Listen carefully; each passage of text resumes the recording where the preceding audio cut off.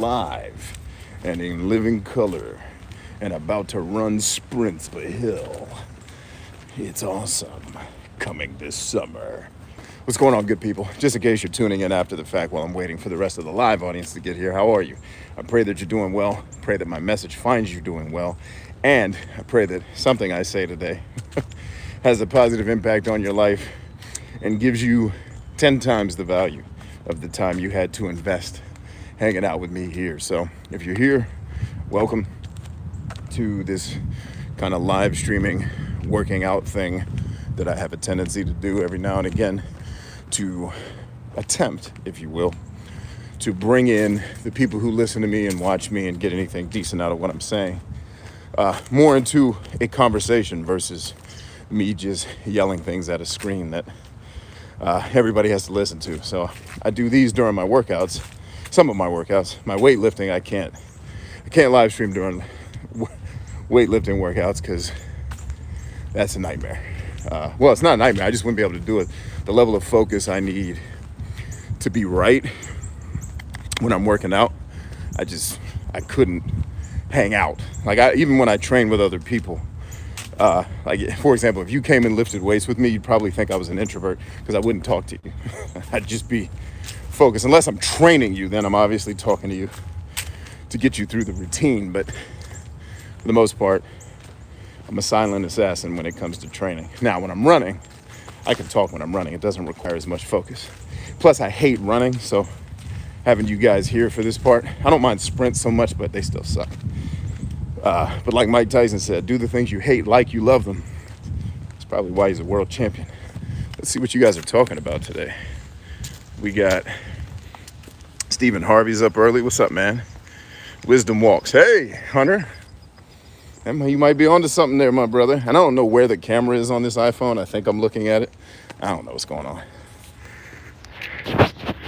Let's see. Ninja Mao Jam says, my family influence bad my social early life imprinted to just do career, and I faced difficulties in social relationship my whole life, not understanding the cause of my failures.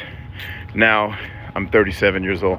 Okay, well, the good news is you're not, or the good news is most people are like you. That's not weird.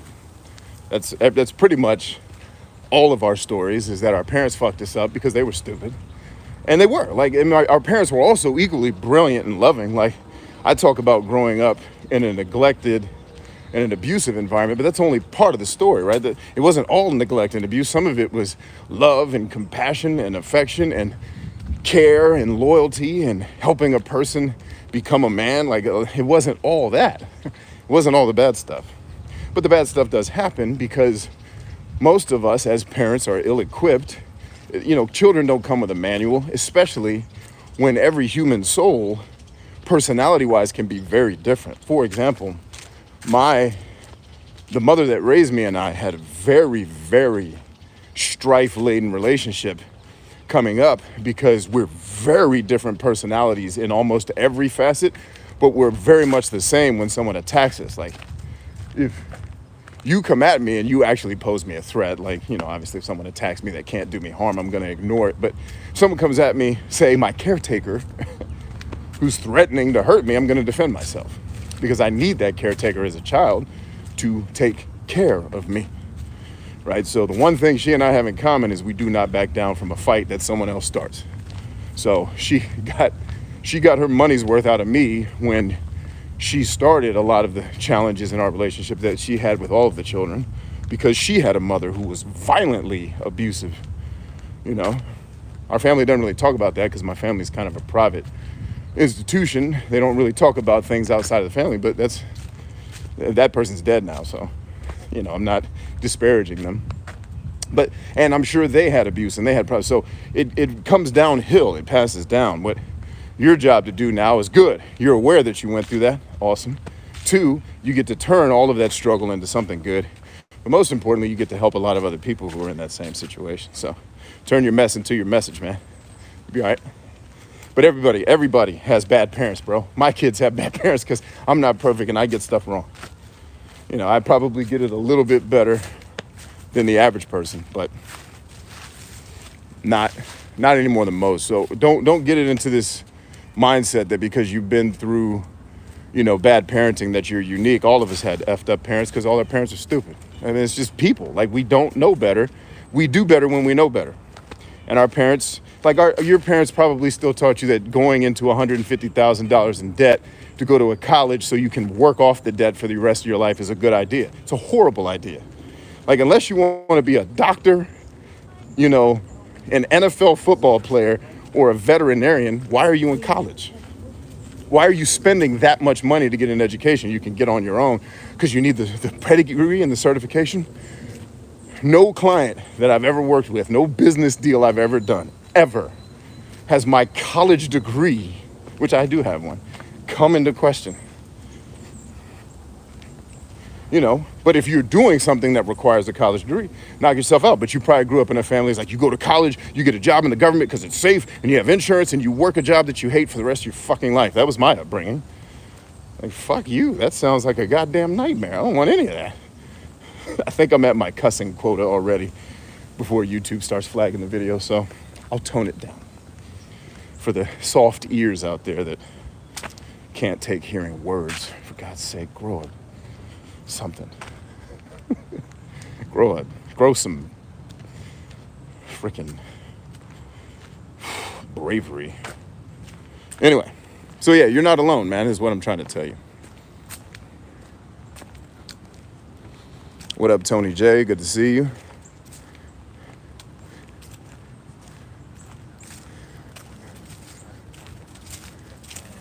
What's up, good people? How you doing? I see it as the weeding out of the weak if they don't like realism. Well, that's fine, but you got to remember, it's not just weak people that are hurt. Some of these people are just conditioned to be hurt, same as you were conditioned to kill, right? And if I just wrote you off and said, oh, you can't adjust to civilian life because you were conditioned to kill, fuck you. Like, I wouldn't do that to you. No more than I would treat somebody else negatively, because they don't have the resilience that I have. What I would do is help them develop the resilience should they be willing to do it. Now, if they're not willing to develop the resilience, I can't help them. But there you go. Pocket thoughts. What are you doing up? I guess it is up time, isn't it? Hold on. It's 10. Trying to do math in my head. You should be asleep. What are you doing? Or are you off today? Maybe you're off today.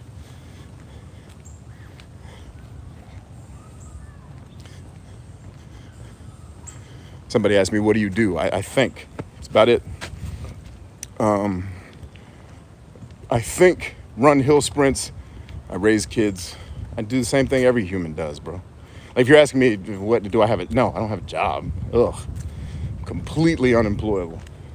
Like, I own some or all of companies, right? None of them would hire me. Zero of them. In fact, one of the companies I own, one of the companies I'm partially in ownership of. I was just talking to the owner today, the founder. I was joking about that. Like, you would never hire me to do anything because I would suck at it. And all my crazy, fucked up brain issues, you put me in a job, I'll be choking the shit out of people within 90 days. And I was almost at that point. In the last job that I had, I was at the point of violence. Like, I'm going to end up fucking somebody up here if I don't get myself squared away. So getting squared away meant realizing you don't belong here. Hey, good morning, y'all.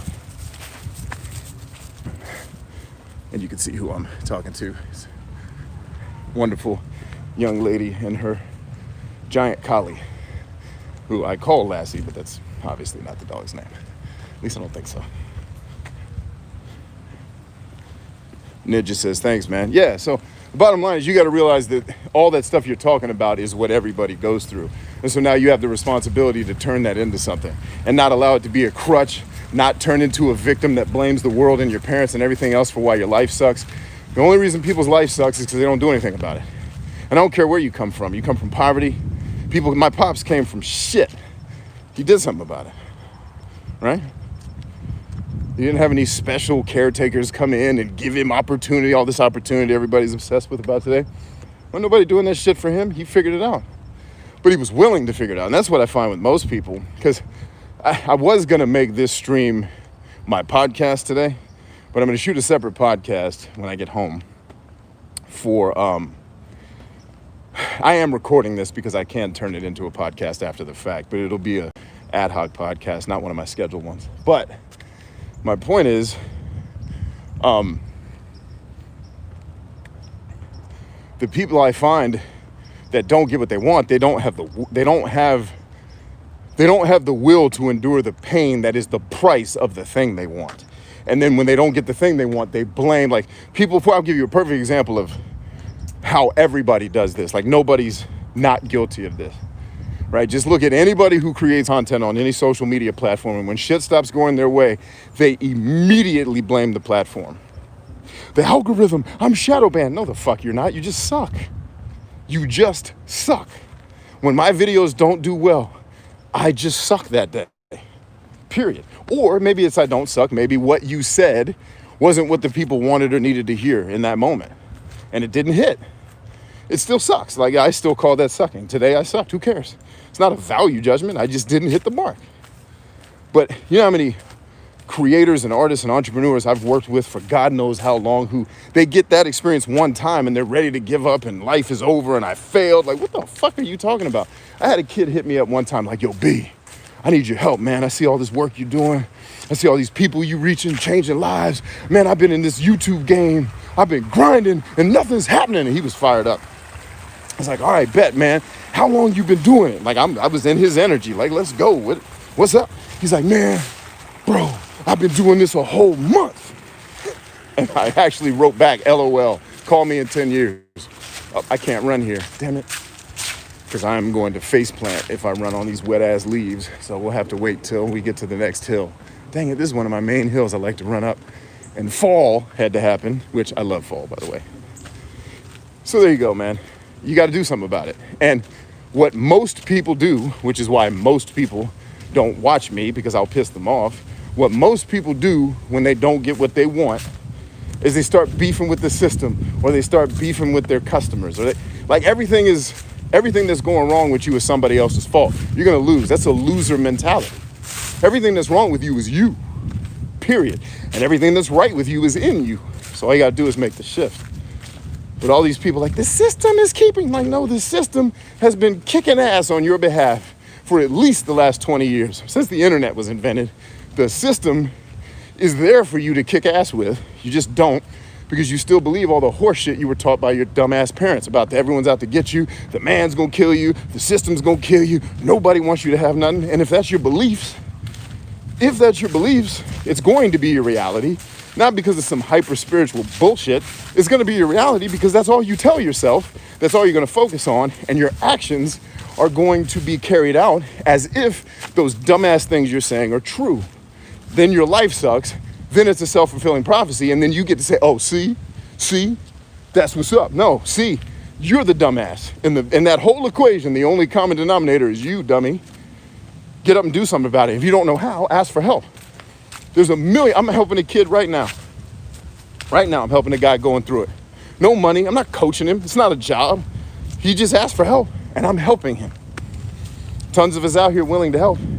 Won't even charge you a dime. Now, sometimes we do charge a dime. You know, if we're doing some in-depth freaking brain surgery on somebody. But if you just need help, ask. I don't understand how kids in the internet age think it's still the 19 goddamn 70s. And resources are so scarce in COVID. Bitch, I got a cat that just built a $1 million business in 6 months selling shit on Amazon. The fuck out of my face. Like, and neither he or I are Albert Einstein. But he figured it out because he put in the work. And by the way, he, like everybody else, went through the process of failure to get there. What most people do is they start with all the enthusiasm and I'm going to take over the world. And then when you realize how hard it is to have a dream and you get that first little bit of resistance, you give up and then you blame the world and everybody else and the man and the system and all this other bullshit and Democrats and Republicans. That's what idiots talk about. Stop it. Take control of your life and be a goddamn person and act like a warrior, okay? That's how we roll.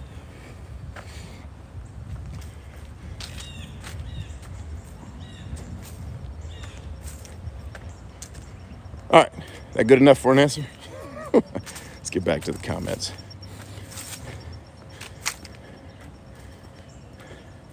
How do you develop a thicker skin to combat the crap? Get around shit that makes your skin hurt all the time. How do I get big? How do I get such a big chest? Fucking lift weights every week since I was 13. That's how.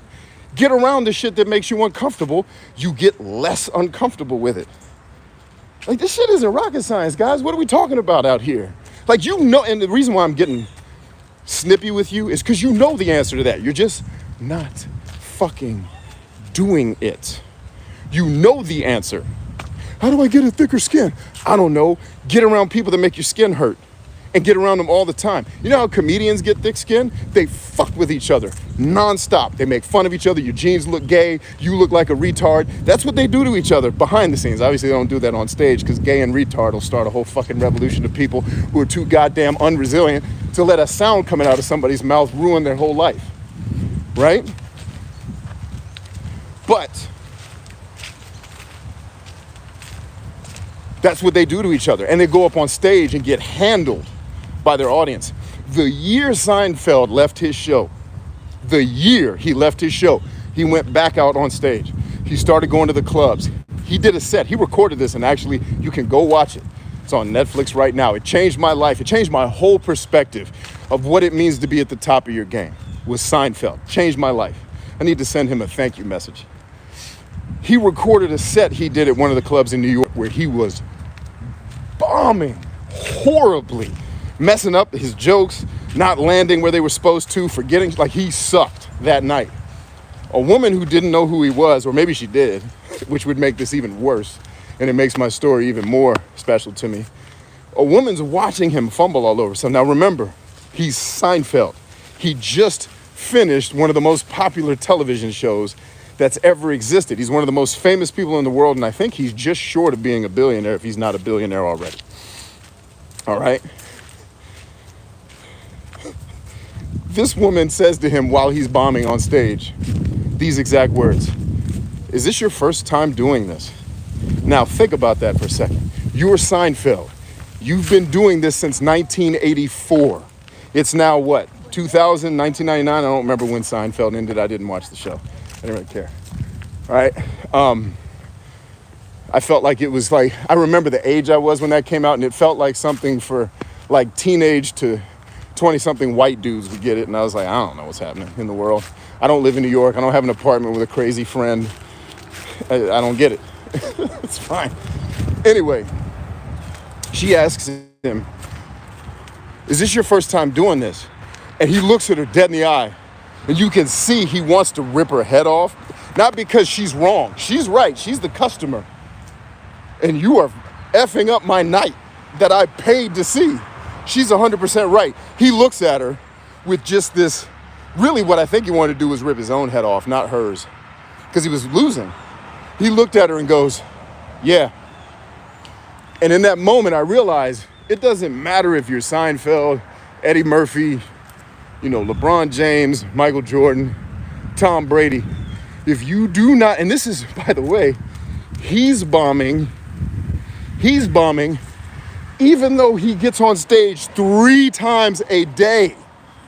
That is his normal routine as a billionaire, as he still goes to shitty clubs and hangs out with people who are not billionaires and does 3 sets a day.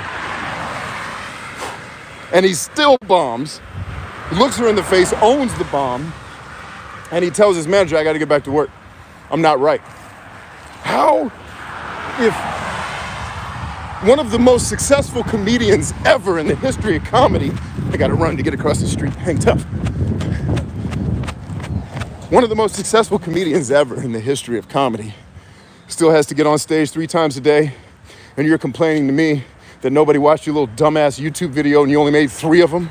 Get the fuck out of my face. What the fuck is wrong with you? Like, Seinfeld's still doing 3 sets a night. You played Madden, beat off, and ate Eggos this morning. And you're mad because, what? The system doesn't have enough opportunity? Get your dumb ass up and use the internet to your advantage like everybody else is doing. If you don't know, be fucking humble and ask for help from somebody to help you. I have gone to people who I'm older than, have more money than, and more successful than, who beat me at something I was doing. And I went to them and said humbly, hey man, you were killing it at this. What was the thing? Because I'm doing it too, and I'm pretty good at what I do, but I'm not winning like you. Can I get some mentorship? Can I get some help? To people I would typically be in a coaching relationship with, because I'm just barely, I can be a pretty arrogant dude, I'm sure, but I don't have enough arrogance to not realize, am I saying those sentences right? It's like triple negatives and shit. Like, I have enough humility to realize this. I don't know everything, and I gotta ask. I remember going to one of my friends on YouTube years ago, and we were both in the game, and I wasn't making progress the way I wanted to. Like, this was before, I think this was before my first channel started to explode, maybe. And I just went to him because he was murdering. And he's a person I had done content with before. This guy I love dearly, veteran brother of mine, who's still winning, by the way, still feeding his family off of the work that he does as an entertainer. But my point is, I went to him and said, hey man, and at this point in my life, I was already coaching other entertainers on the platform. And I went to him, I said, hey man, I'm missing something. Like, I'm coaching all these people, I'm getting success. For me, I'm getting success. We took a guy from 400 subscribers to 100,000 subscribers in less than a year. And on YouTube, that's nearly impossible. It's not impossible, but it's hard. It's hard, especially when I told you guys, I hate to tell y'all, but I told y'all 2015, go back and watch the video. I said, YouTube's gonna start, I didn't use these exact words because I couldn't articulate it as well back then as I can now. But I said, in some way, shape, or form, what I'm going to say to you better now, which is YouTube is gonna cannibalize all these independent creators that they use to build their empire. And then they're gonna start taking money from those creators and start giving it to Jimmy Fallon and the NFL and all these other companies. And by the way, this wasn't a prediction. They had already done this and it failed. When they did that YouTube Direct or whatever it was, where you had Scare PewDiePie, you had all these shows, YouTube dropped $1 million into, I think IGN got some of that money, PewDiePie, a lot of the gaming world got it. It's like, there's no way they're not gonna do that again. It's just this time, they're gonna come with more money, and they're gonna get Jimmy Fallon and Conan and Kevin Hart. They're gonna get all the big people to be on the platform to attract the real money so that they can compete with Netflix and Amazon. They're not trying to be the #1 free independent video platform anymore, right? Like, look at what the NFL is doing on YouTube. I tell everybody, look at what the NFL is doing on YouTube, and it will explain to you everything you need to know about where everything is going in terms of video and presenting information to people and how to do it. By the way, I break most of the rules that the NFL is very properly not breaking. But my point is, I was already coaching and I still needed help. It was like, all right, I went to my boys like, hey, I'm missing something, man. What's the game? Like, I know the tactical shit. I know that the biggest part of my problem is me, and that my content is very niche, and I'm an asshole, and I do a lot of unempathetic things in my production, like not having hooks, not zooming in the camera and doing all that shit that's supposed to keep people short-ass attention spans, because I don't care enough about people's idiosyncrasies. Like, that's where my empathy runs out. It's like, either watch it or don't. Like, there's enough information in these videos for people to go make millions of dollars. Watch it or don't. I don't care. Like, I'm not gonna spend an extra 45 minutes with my editor saying, hey, like, dude, just get the shit. I don't care. Right? But I know that. Does that cost me? Yes. But it's a cost that I'm willing to pay, because I don't want the pain that comes with that extra work, given that the payout will be so minimal. In terms of, yeah, will it get me more views and subscribes and maybe more sales? Yeah.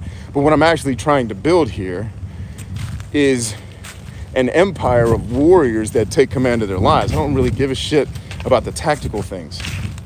So if I'm trying to have real relationships with people through content creation, that's a different game than just trying to get people to watch Gangnam Style.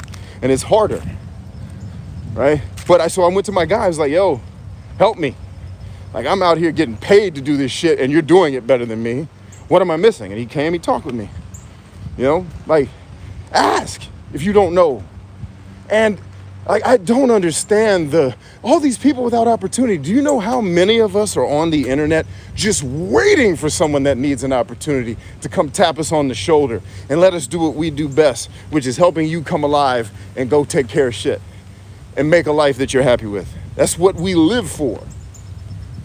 Why wouldn't we do it for you? So it's like, I don't understand what everyone's looking at. Like, are you not seeing what's happening on the internet? I took what should have been a $5,000 class from Seth Godin. If you don't know Seth Godin, look him up. You should know him. If you're in marketing, you better know Seth Godin. How about that? Because he's one of the best.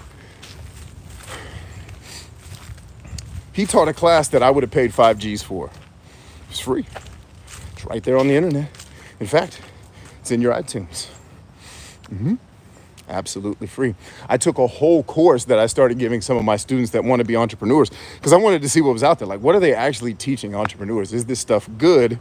Because most of the stuff that gets taught is so tactical and not really focused on helping the entrepreneur become the entrepreneur. It's focused on, well, you got to make sure that your metrics are good and you're like all this tactical shit that doesn't matter if you don't have people buying things from you, which you won't if you don't have anything valuable to give. And people want these tricks for making money. Yo, B, can I upload Return of the Jedi on YouTube and monetize it? Kill yourself. Just go leave Earth because you're too dumb. Like, you're gonna be on those boats we talked about last night. We were joking last night on the fun stream. I said, people keep asking me to run for office. I'm like, you don't want me to run for office because you'd hate me. I said, the first thing I'd do as president is I'd commission all of the cruise ships would now be federal property. Disney, all of them, we now own them. It's totally illegal, by the way, but we own the cruise ships, and I'm gonna give everybody in the country past 25 years old. We're not gonna mess with the kids because it's not their fault that they're dumb if they're dumb. Everyone over 25 is taking an IQ test. And if you don't score above a certain score, you're getting on those boats. And what those boats are gonna do, they're gonna let you live, and they're gonna just sail around the ocean. There's gonna be enough food and drink and entertainment for you to just masturbate yourself to death and get rid of y'all, and then the smart people can start reproducing and actually make something. So there's my presidential pitch. You guys want me to still run? Let me know. Because a lot of you, probably me too, are going to be on that goddamn boat. I probably won't be president long because I'll be on the damn masturbation boat with y'all. Because I'm a moron too. Takes one to know one. All right, we got a hill that we can actually sprint. Come on.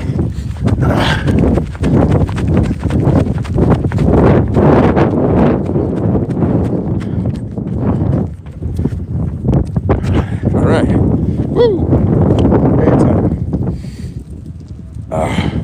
Make sure I'm not gonna get hit by a car.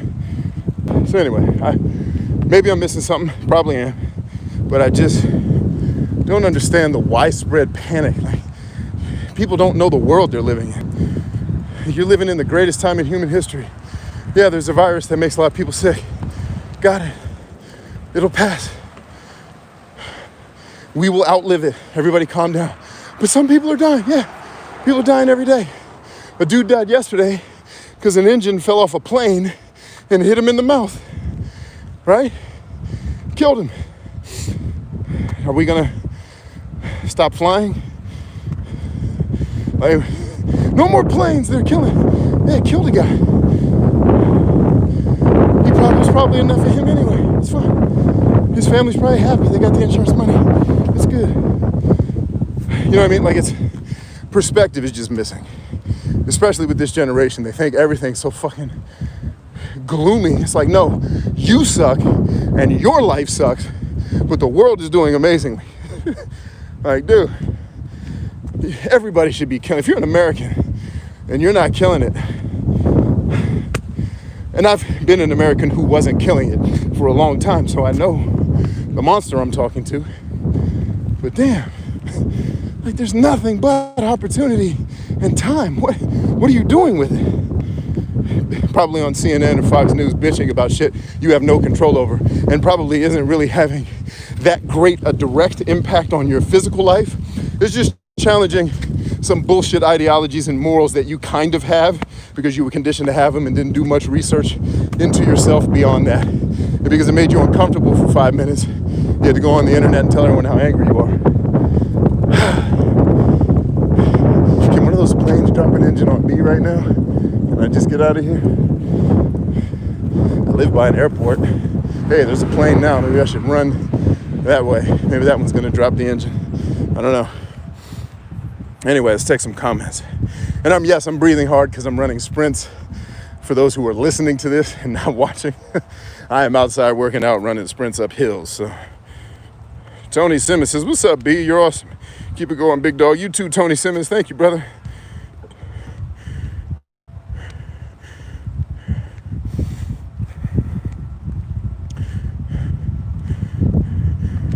Reading Dave says, thank you for that example of humility.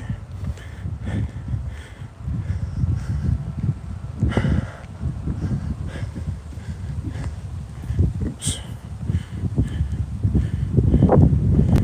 He said road guard. Vehicle approaching from the side.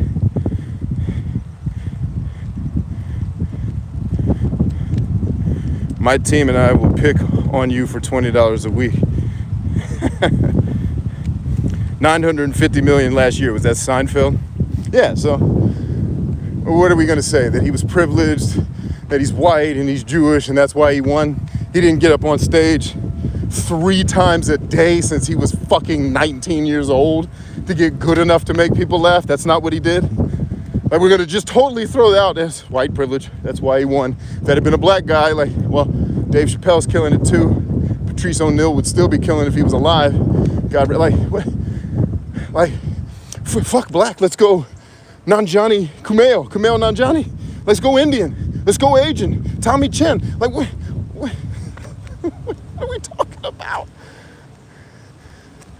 Oh, God. And it's one of the things I hate about the human animal, if I hate anything, is humans in particular struggle with balance. Humans always overcorrect. Always. It's never a slight change. Like, no, we need to throw, like, everyone wants to get rid of capitalism, right? Because they're all armchair quarterbacks, whatever. They haven't read the history of how socialism works. Like, you want to go back to a system that was worse to fix a system that's not great. Like, okay, knock yourself out, I guess. Let's see how that works with 329 million people. Like, okay. Yeah, capitalism is not great. But it's not a failing of the system, it's a failing of the people. And my beef with everybody's stupidity is you're trying to fix the system. No, you fucktards, fix the people and the system will be fine, right? Like, look at the way I operate capitalistically. I give away more than I ever sell, but I still sell. I give away probably 10 times more than I've ever sold, maybe 100 times. I give it away. Hundreds of hours of my life spent talking into this machine to give you something to encourage you, inspire you, motivate you, or to help you do a thing. I take, the spiritual, physical, financial, and, emotional blessing and prosperity and wealth that I have, and I share it with the people that I can reach. Why wouldn't you want a guy like that to become a trillionaire? He's just going to make everybody else's life better. And sadly, that's what a lot of people are trying to do. But when you get to those higher levels of success, you realize just how hard it is to help people. And you know why? Go back and watch The Matrix, specifically the scene with the woman in the red dress. That scene wasn't fiction. That scene was everyday real life. Most people don't want the help. What they want is your goddamn pity in their pity party misery, because they don't want to become what they know they have to become to get what they want. And it's easier to just blame the system and use that as an excuse to suck. Yeah, the system has problems. Yeah, there's racism. Yep. I've been the recipient of it plenty of times. I mean, I had people treat me, when I first left the corporate world, I started consulting, right? Especially when I started working with federal people, which are not my favorite people in the world, mostly. Some of them are great.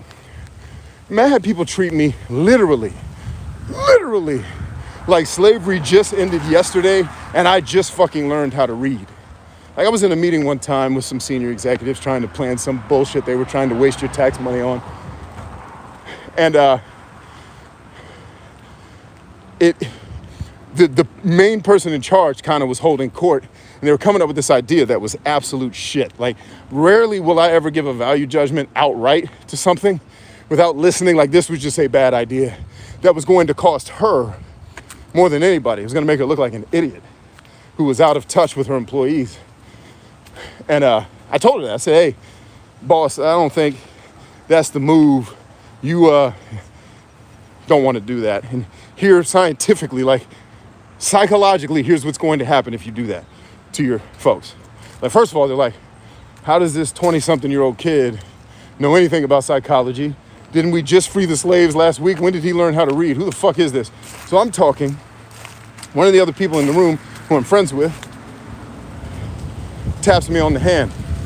Now, I wasn't just freed from slavery yesterday, and I've been able to read a long time. I knew that meant shut the fuck up. So I did.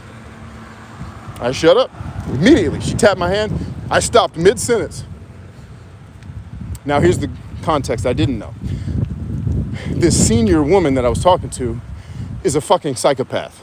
No bullshit. If I tested her right now, I have full confidence as a person who's tested hundreds of people that she would come back at least borderline psychopath. Right? Like, you need help. Didn't know that. Didn't know this person was out of their mind fucking crazy and an abusive tyrant of a person. A bully, basically. Bullies don't scare me. I don't give a shit. Especially not someone, you know, half my height, twice my weight, and in a dress. Like, this isn't going to end well. Like, what am I actually afraid of? Like, good luck. And also twice my age. So I come out of the meeting, and one of the other people's like, oh my God, I'm so impressed with you. Why? How did you know to stop talking? Because I'm not a retarded person. Like, what the fuck are you? Why are you impressed? Like, that's the quality of people that I work with. What the fuck is wrong with y'all? Like, you don't think I've encountered racism? Of course I have, but I'm not gonna sit here and say, oh, that's the reason I didn't win. No, bitch, you know the racism my father encountered to become who he became? What type of bitch of a man would I have to be to watch my dad go from the fucking projects and running from heroin addicts and thugs all the time? This is the 40s, right? This is before crack and guns. You know, running from heroin addicts and all kinds of shit in the middle of the hood, becomes a star football player, star baseball player, goes to college, goes in the army, takes over the army. Like, you don't think he encountered racism? You don't think he taught me about that shit? Like, yo, B, this is what's coming for you. Oh, and by the way, you get an extra benefit because your dumb ass is mixed, which means everybody's gonna hate you. You're gonna get racism from everywhere. The whites, black people are gonna hate you too. Get ready. He trained me for that. Right? So how the fuck am I gonna sit here and be like, yo, this racist ass system is keeping me back? My dad would scream loud enough from eternity. This is what he would say. His exact words would be like, nigga, if you don't get your dumb black ass up and go win, I'm gonna come back to earth and kill you my goddamn self. You get up and work, bitch. What are you complaining about? Look at everything I went through to get you the opportunity you had. Fuck you and the racism you're having. Go win. Go overcome it. Work around it. Fucking be awesome enough that the people who were racist towards you are actually your fans now. Yeah, I got some of those too. Fuck you and your inabilities. Learn how to turn them into capabilities. If you don't know how, ask for help. We're all here waiting to help you. Fuck out of here. I've had enough of America, to be frank with you, and all their bitching. Fucking man up already before some other hungry-ass Genghis Khan country butt fucks all of us. And that's figurative. I know that's not ever going to really happen. But it will, believe me, it will happen economically. Things are evolving too fast for how old and slow the people running our system are. Politicians are obsolete, guys. I don't know a better way to describe it than that. I don't know that that statement is right. I don't believe that statement is the truth. I just don't have a better way to articulate that the way they behave and the system they're using to do it, the process is too goddamn slow.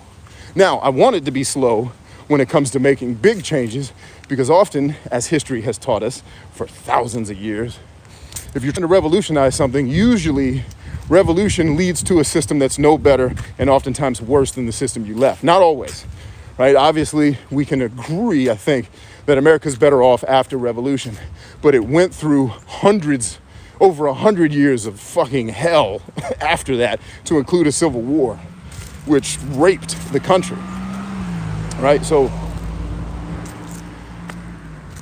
I don't know. I just think we all need a dose of perspective. First of all, we need to realize that, dude, life doesn't get any better than it is right now. Why are you bitching and not outside winning? That's one. And two, you just need a little resilience. And you need a little courage, man. Like, you're cowards. You're blaming the system because you're scared. I get it. I've been a coward too. Still am sometimes. I just am able to turn it off more often than other people, I guess. I don't know. But damn, have some courage and go become the thing that lets you do what you want to do with your life. And yeah, it's going to hurt a little. Yeah, you're going to get punched in the mouth. Go take a boxing class and go get punched in the mouth. And then realize, oh, getting punched in the mouth doesn't actually hurt as bad as I thought. This is actually kind of awesome. I'm enjoying my life now. When people ask me, yo, B, how's your day? Why are you asking me? Every day that I get to be here is amazing. Look at all this opportunity. And I'm talking to people, hopefully someone I'm helping today. I get to go home and hang out with my kids. It's Sunday. I'm working out. I got legs. Them bitches didn't get blown off by the RPG that exploded, 10 yards away from me during the firefight. I'm still here. What the fuck is everybody bitching about? And no, an RPG did not explode where I pointed. I'm just showing you how close one was to killing me back in the day. Now, there will be no RPGs in this neighborhood, I guarantee you. Look at that. So people that see my body armor, they're like, why are you outside in body armor? Are you scared? No, bitch, look at where I live. You think I'm scared in fucking Beverly Hills, California? Dumbass out of here. All right, let's take some more comments. Pocket Thought says, as you said, we tend to overreact. We do, and that's a human tendency that I wish there was a drug I could give everybody that stopped that. Like a legal one that wouldn't hurt anyone. Just here, take this pill every day, and when something upsets you, you're going to have a proper reaction to it. Not a, hey, we need to ban words because they hurt people. Like that's an extreme solution to a problem that doesn't have the same magnitude as the solution. The problem being racism or bigotry. The real root problem of racism and bigotry is stupidity. It is literally, you have to have the brain of a fucking turtle to be a racist. First of all, you can't give that person a new brain. You can try to educate them, or we can go to my plan and just put those fuckers on those boats that I was talking about a couple minutes ago. And then racism, if I was president and I could legally get away with the shit I would actually do, I couldn't. Racism would be over tomorrow because all the stupid people that perpetuate it would be on those boats sailing around the world masturbating themselves to death, which is what they want anyway. I might be the favorite president because I gave the world what they wanted, which was just time to relax and do all their leisure stuff. Because we're obsessed with leisure. I was on a live stream. I don't remember when. Who cares? And the host asked the audience, so what are y'all getting into tonight? And it was, I can't remember. I'm not a mixed drinker, so maybe I have some of the terms wrong. It was like goose and orange juice and Netflix and chill, or it was all these really masturbatory things. Not a single person on this huge live stream, and not everybody answered, obviously. Not a single person said, I'm gonna go work on this business idea that I've been working on to try to get out of my shitty job that I hate. Nobody. It was all drown myself, zone myself out so I don't have to deal with my pain, which, by the way, can be healthy. I'm not saying you shouldn't drink. I'm not saying you shouldn't watch Netflix, although Netflix has kind of sucked as of late to me. But it's probably because I'm not watching it, not because there's anything wrong with the platform. But not a single person in that stream said they were going to do anything like take a business course, read a book, work on their business idea. It was all play Madden, drink, try to entertain myself to distract myself long enough from my pain. When, okay, that's a temporary solution to pain, but it's not going to actually help you get out of it, right? Like Netflix and chill is fine sometimes, but sometimes you got to read a goddamn book. Like, what are you doing with your life? Everything's Netflix and chill. That's why people are so stupid in our country. Because we've been obsessed with entertainment leisure. And the American dream is sitting on a bullshit ass beach. Like nobody ever retires from something they like doing. This whole concept of retirement in America is retarded. I just got to go do this thing I hate for 40 years so I can then do something I like. Fuck you. Go do what you like now. What are you doing? Now, if you love your job, you're winning. Go to it. Go do your job. Like, that's amazing. You are one of the few people on earth who loves what they do. You're winning. You won the game already. I'm not talking to you. But if you're complaining about something in your life ain't right, and I see you saying tonight is Netflix and chill, and I see that 7 days a week, I got some bad news. Like, changing the system, your life is like, even if you get all this stuff you're trying to change to, your life's still gonna suck because you're not in control of it. Netflix and your job is in control of your life, not you. You're not calling the shots. So, there you go. What else can I say to alienate everybody and only have 5 viewers left? Which actually would be a dream come true for me. Like, if I could piss everybody off, I'd be winning. Let's see, Harley says, I was going to say, Bryant, your neighborhood is wild if RPGs are popping off. Yeah, exactly, right. No, never, man. I live in one of the nicest places on earth, man. I'm blessed to be here. Yeah.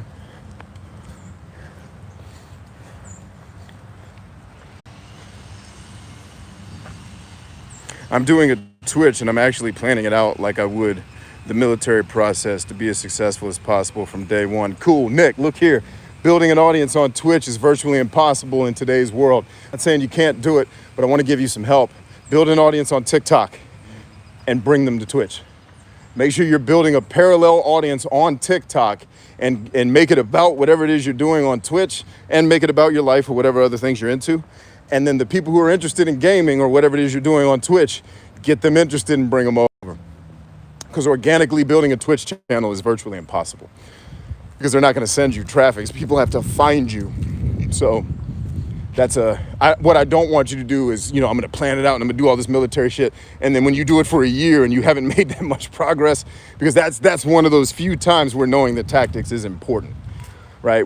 Tactics are always important, but unfortunately, most people focus on the tactics, right? Instead of focusing on the big picture strategy. But this is one of those times where the small picture tactic matters. Going and building an audience on Twitch, not the best idea. Having an audience on Twitch is okay, but you need to build it somewhere else. All right, so do not commit all of your eggs to that basket.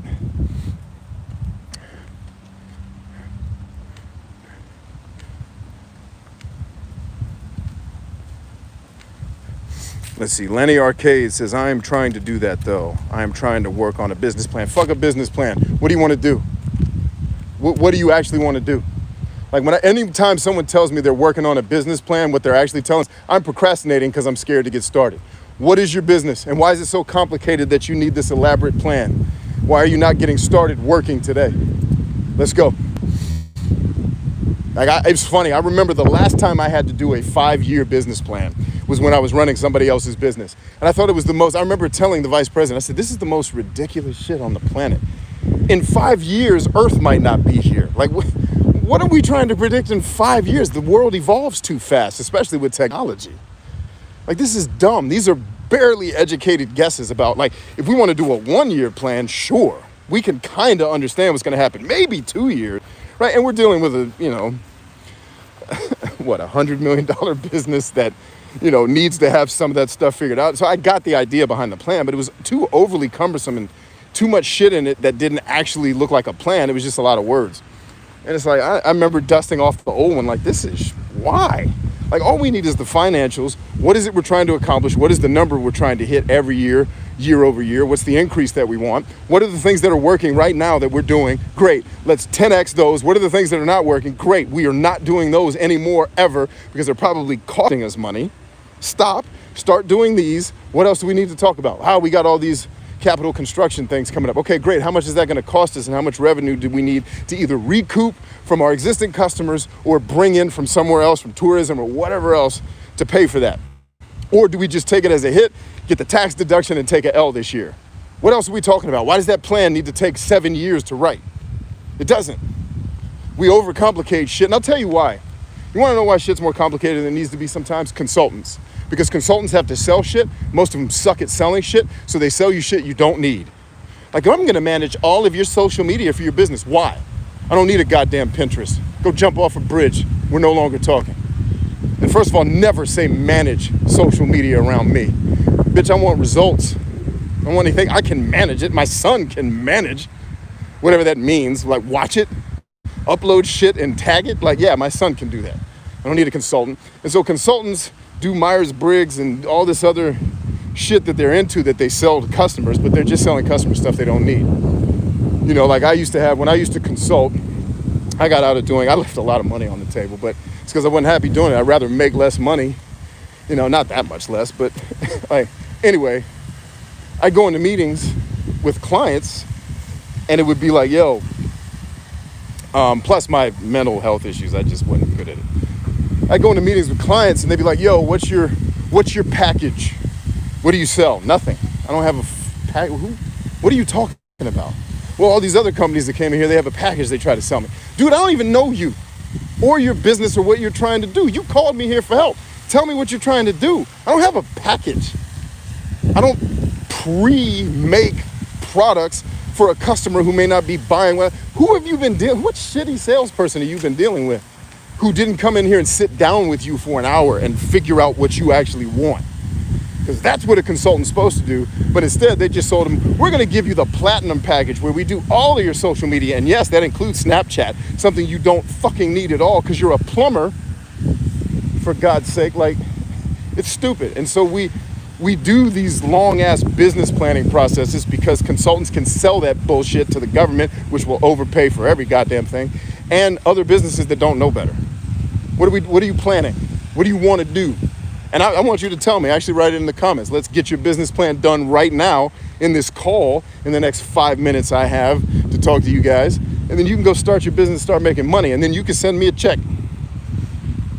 You can send me a percentage when you get rich, because you will if you do it right. Here we go.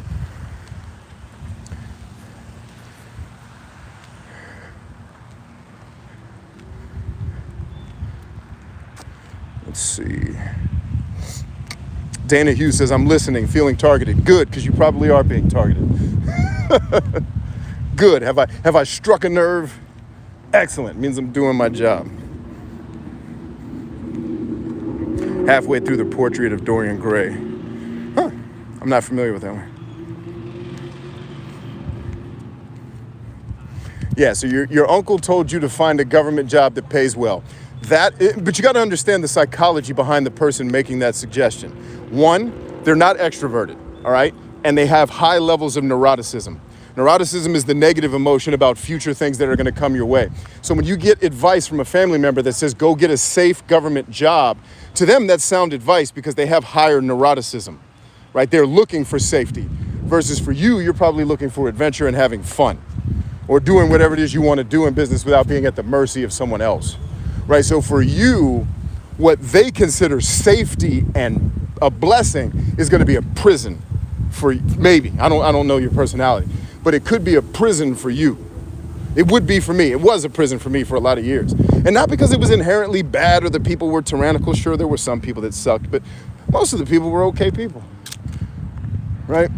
It's always just a handful of people that suck. Most of the people are cool, right? So that advice is not necessarily bad advice for someone who struggles with way more, or someone that has higher. My mom, for example, when, back in the day when I told her, I was like, Mom, I can't have a job. I can't keep a job because I'm going to choke the shit out of people. Like, I'm not wired for this work shit. I got to do something else. She's like, her first question was, but is that safe? Now, do you think I ever ask anybody about something being safe? Look at me. Look at my ass.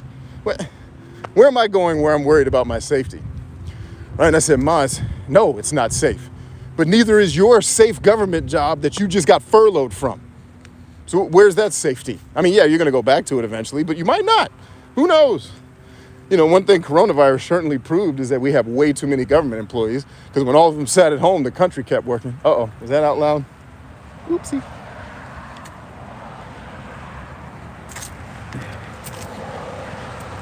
But anyway,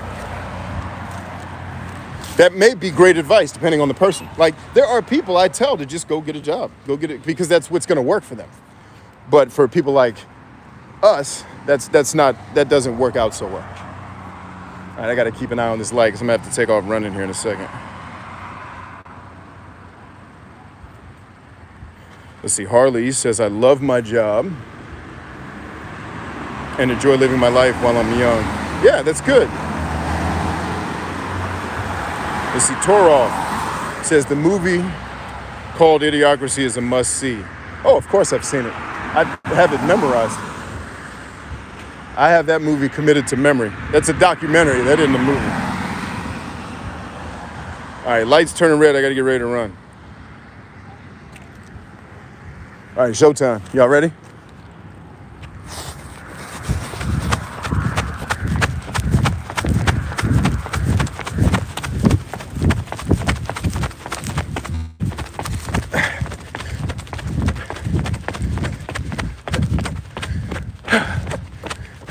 Shit.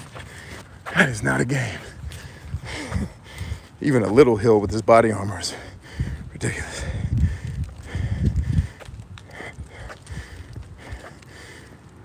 Oh yeah, thanks for the input. I'm gonna do that. And YouTube, there you go. YouTube's a good idea too. In fact, use a system, one of those websites that will let you stream to both at the same time and just grow your YouTube audience while you're having your Twitch conversations. Do it at the same time. Then your YouTube audience, you can bring over to Twitch. That's a much easier push than getting TikTokers onto Twitch, by the way, because the platforms are similar enough. You'll find, at least in my experiments so far, quite a few, maybe not the majority, but quite a few TikTokers do not fuck with YouTube or Twitch. They just do TikTok, Instagram, and Facebook, if they do Facebook. Like, their video consumption is very different. You know, I couldn't imagine not having YouTube. Like, what? How are you watching online court? Like, they're not. They're dancing. Got it. You know, or they're finding other websites besides YouTube. Like I actually buy courses from people who teach, and I just buy their courses and watch them. They're fantastic. It's like, good God. Which reminds me, I need to sign up for my class with Neil deGrasse Tyson today. Whew, I keep forgetting to do it.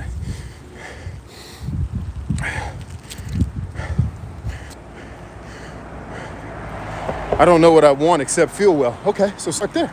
It's okay if you don't know what you want. Most people don't. And most people never fully know.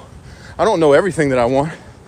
When I was 22 years old, I thought I wanted to be a famous musician until I became a musician and realized, well, I don't like the recording process. I love performing. I hate recording. This might not work. And then I started getting a taste of fame later in my education and business life. I was like, don't want that either. Glad neither one of those things came to fruition, right? But at the time, I thought I wanted them. But as I started to get them, I realized, nah, this isn't it, right? So it's okay if you don't know. Start with what you do know and move out on it. If it's feeling well, let's get on a sheet of paper. What are the things that make you feel well? There's obvious ones that are not arguable, which is sleep enough, eat the right foods, and work out. You should already be doing that. Those are three things that are automatically, if you just start doing them today, you're gonna feel a huge rush of dopamine and excitement because you feel like you're making progress to something important, right? And that's gonna keep you doing it, right? People always talk about, how do you stay motivated? I don't. I reward myself, right? Like, I do things that naturally make my heart come alive. So I don't need a lot of motivation, because I would do, it's like Michael Jordan said, I would have played basketball every day for hours every day, even if I wasn't a pro. Like, even if people didn't seek me out as a leadership coach, if that's what they call me, I don't know. Even if they didn't seek me out, I'd still be helping people, because I do it every day. It's not a job. It's just something I do. You know, believe me, if it was a job, I would suck at it. You know, but just helping people, who cares? Let's get in there. You know, so you got to find the things that make you come alive and then go do them. The problem with a lot of young folks, the reason why you feel lost all the time, is you're not lost. You just don't know where you're going, which is different. Being lost means you're trying to get somewhere and you don't know how to get there. Not knowing where you're going is a whole other problem. And so what you've got to do is go through the adventure, the fun part of learning where you're going. And the way, don't worry, I'll tell you how to do it. It's not hard. The way you learn where you're going is by doing things, trying things, and seeing what sticks. And then there you have your destination, and then you can start working toward it. But if you're 19 to 25 years old, there's a good chance you have no idea what you're doing. Nor should you. Just go do things until you land on one that makes you come alive. Like, I thought I wanted to be a professional football player until I started actually training for it and having to deal with my own insecurities and weaknesses and cowardice, and I didn't pursue it. I punked out. But I learned on the back end because I started to play football. I even flirted a friend of mine, my roommate in college, who we both had the same dream. He made it further than me, but point is, he started playing semi-professional football in adult life, and he came to me. He's like, "Yo, dude, give it a shot." He's like, "It's real." He's like, "I love it." You know, he's a church pastor now. That's his career, but he's playing semi-pro football just because he loves it. And I went and played some intramural football. I didn't play semi-pro, but I played some intramural football with the military folks that were close to where I lived, and I didn't like it. I was like, I don't love football anymore like I used to. I was like, I'm just tired and old now. I don't get fired up. And part of it is, you know, I grew up playing contact football. This was flag. So flag's always I've never really liked flag football because what I love about football so much is the contact. It's the visceral engagement with another human being. And the stronger, smarter man wins every time. And I love that because if I lose, it means he either is stronger than me, smarter than me, or both, which means now I have something to work toward to get better. I'm always making progress. Right? Then it went from football to professional, famous musician who's going to change the world through his music and all this bullshit I believed. And I'm not saying it's bullshit to believe it. I'm saying it was bullshit for me to believe it because I was not capable. And I had to go through the process of learning that. But then when I was in the military, I learned I do like mentoring people. I do like helping people younger than me, older than me. I do like helping people be better at what they do. So I tucked that away in my brain, like that's something I can take with me. You know, and when I started my business back in 2003, technically, I was still in the Army when I did it. You know, it started like, hey, let's build websites for people to help them and let's make them cheaper because I know how much people charge for websites and they price gouge, you know? So that's not what the business inevitably became, but that's where it got started, right?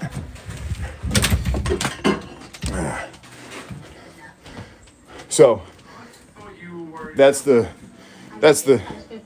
game we're up to here for the most part. I'm gonna go sit on the porch and try not to pass out. All right, we took it a little bit easy today. We only did a couple of hill sprints because I was so focused on talking to you guys, but it was still a decent workout, still a 3-mile course, which can't be terrible. Let's get these legs. There we go, so I can actually have a camera. Hey, thanks for the people that sent, some people sending money. What is that? Is that money? Somebody did a super chat. Who was that? Thank you for the money. I'm not used to people giving. That's cool. Thank you. I'm glad I said something. Hey, what do you need, buddy? Come on. What can I do for you? Can I get my 2DS? Yes, you may. You're gonna have to pick my lock though. Do you know how? No. Okay, well I can't help you right now. You have to wait till I'm done. Okay, I'll ask Alex to help me. Okay. All right, so the ball here is off. I need to adjust that if I can. There you are, you sexy bastard. Ooh. All right, let's look at the comments here.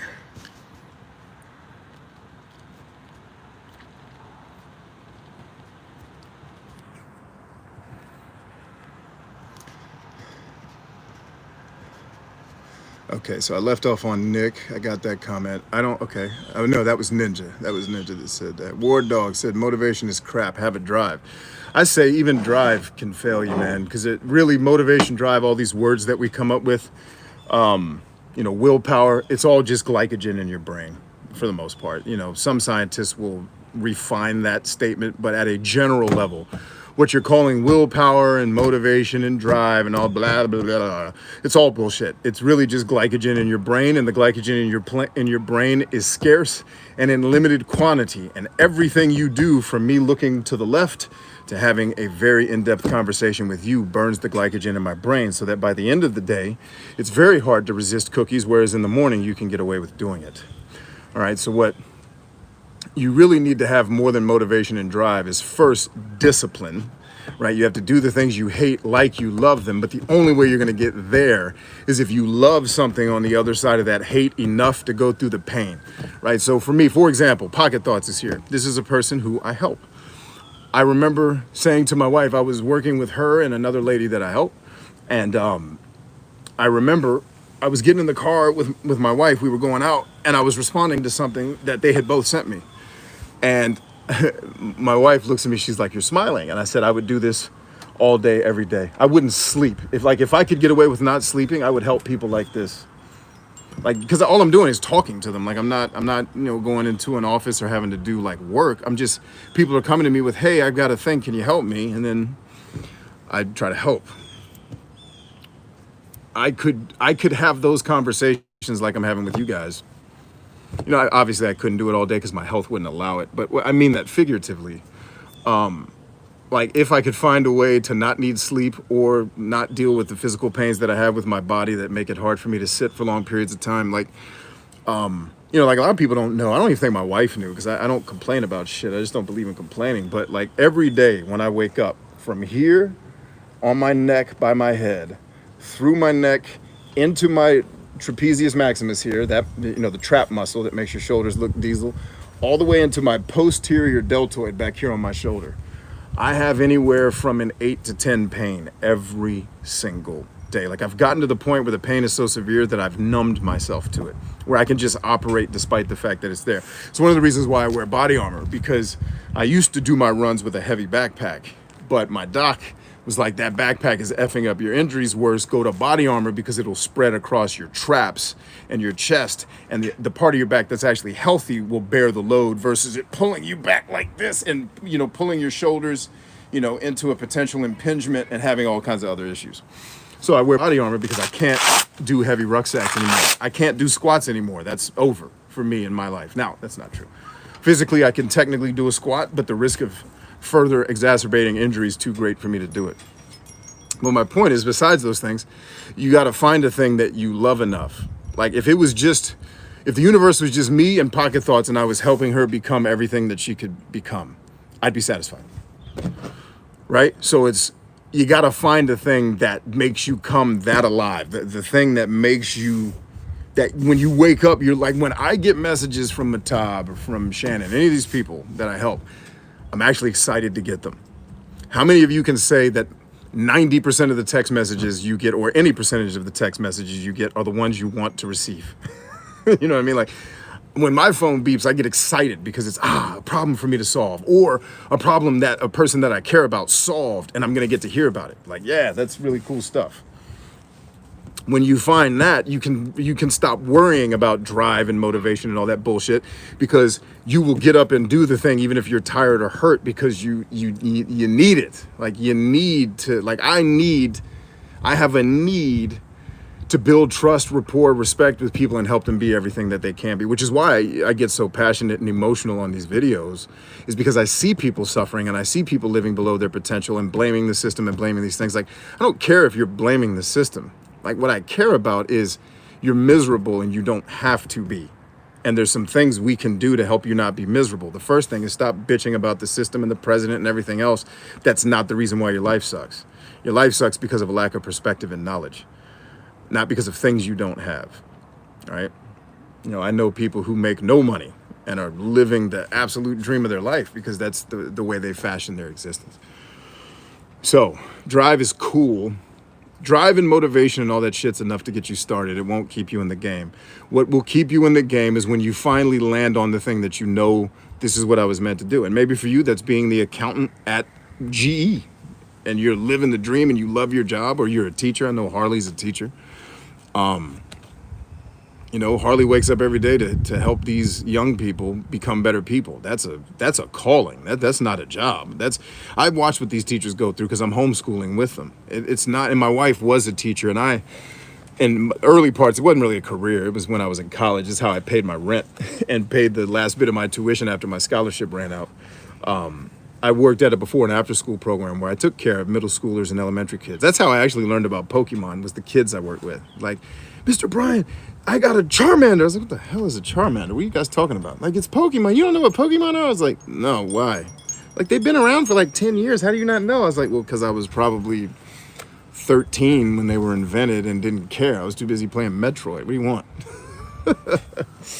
But anyway, I know what those folks go through. That is a calling. That's not a job. You don't wake up every day and work 18 hours a day because you need a job. Trust me, you can work 18 hours a day in a lot of places and get a lot more money than teaching first grade.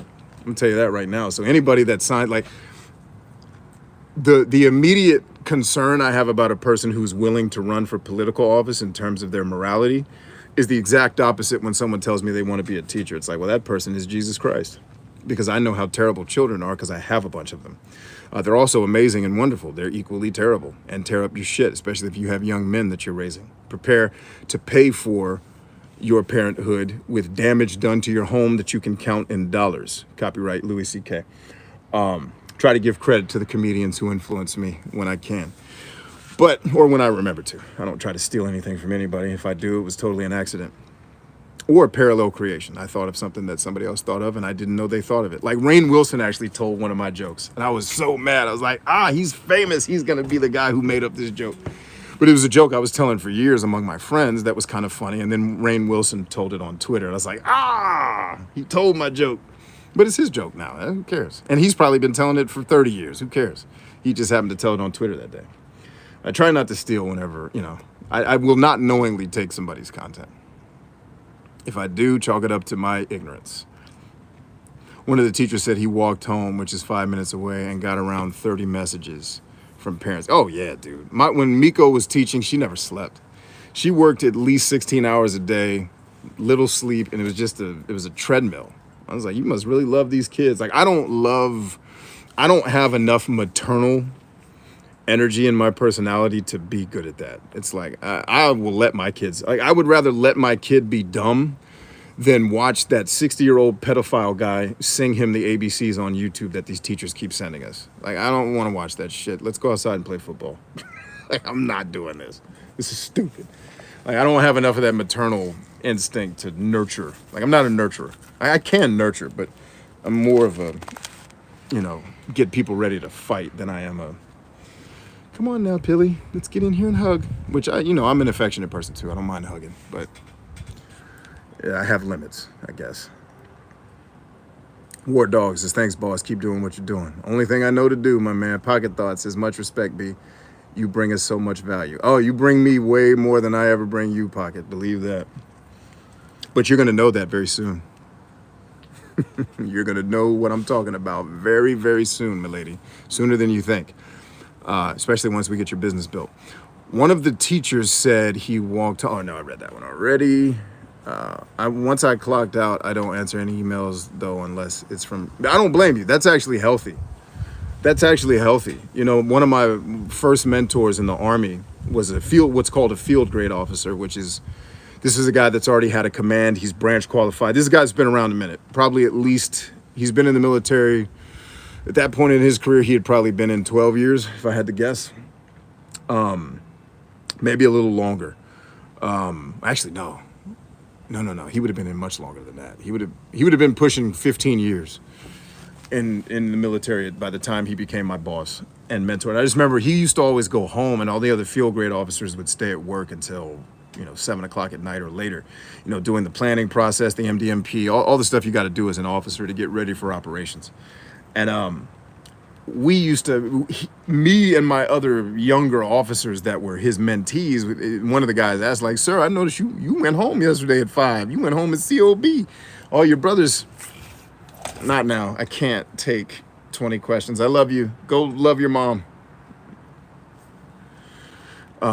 See, like I have a threshold of nurturing where it's just like I've spent all morning with those two guys. It's like I've had my fill. Now daddy is ready to be alone. But mom can take it. Like, hey, come sit with me. Go do some push-ups.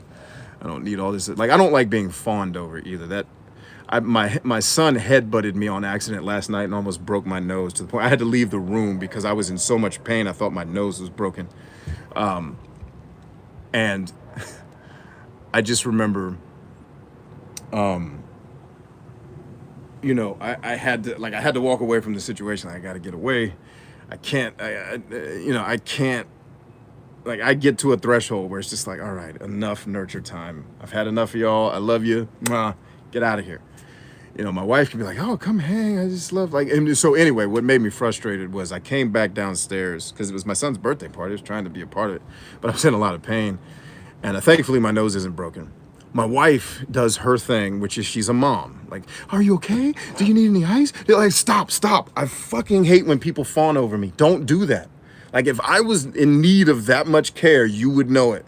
Like, I get itchy when people are that, like, oh, not that much affection. I don't need, like, I love touches and hugs and all that shit, but the fawning over me just, it makes me uncomfortable. And I don't like, I guess maybe not in every situation, but in whatever reason in that situation, it made me uncomfortable. Like, I don't like when people are like, dude, you're the best, you're the greatest ever. Like, no, I'm not. I'm just a cat that said some shit that was funny. Don't. And I'm not trying to be self-deprecating, or I'm also not underselling myself. I know I'm a badass. I get it. I just also, there's a lot of me and I know a lot of them. So it's like, to someone else, I may seem like I have some special abilities, but I really don't. And I've never been good at taking compliments, meaning not arrogantly, like I'm almost like, maybe it's false humility that I have too much of, and it's insecurity, I don't know. But when people start to give me a lot of compliments, you can't see it on my face usually, but internally I'm a little bit uncomfortable, like, because it makes me, I guess I'm such a person, if I had to guess why it makes me uncomfortable, it's an authenticity issue. Like, if you're telling me I'm the greatest, I know me better than you do. And it's like, no, I'm not. First of all, I'm a piece of shit a lot of times. But also, even in my awesomeness, it's like I still have a long way to go. So when I hear people say that stuff about me, and believe me, I appreciate it, and I'm grateful that people think anything positive of me. But it's like, it's a reminder that, oh, I got a lot of work to do. I'm not there yet. Like, I'm not. I'm not great yet. Like, not yet. And now is not the time to say it. I only won one Super Bowl. Let me win 3 before I'm the fucking GOAT. Like, you know, let me get a couple under my belt. You know, anyway. I don't know what that rant was about.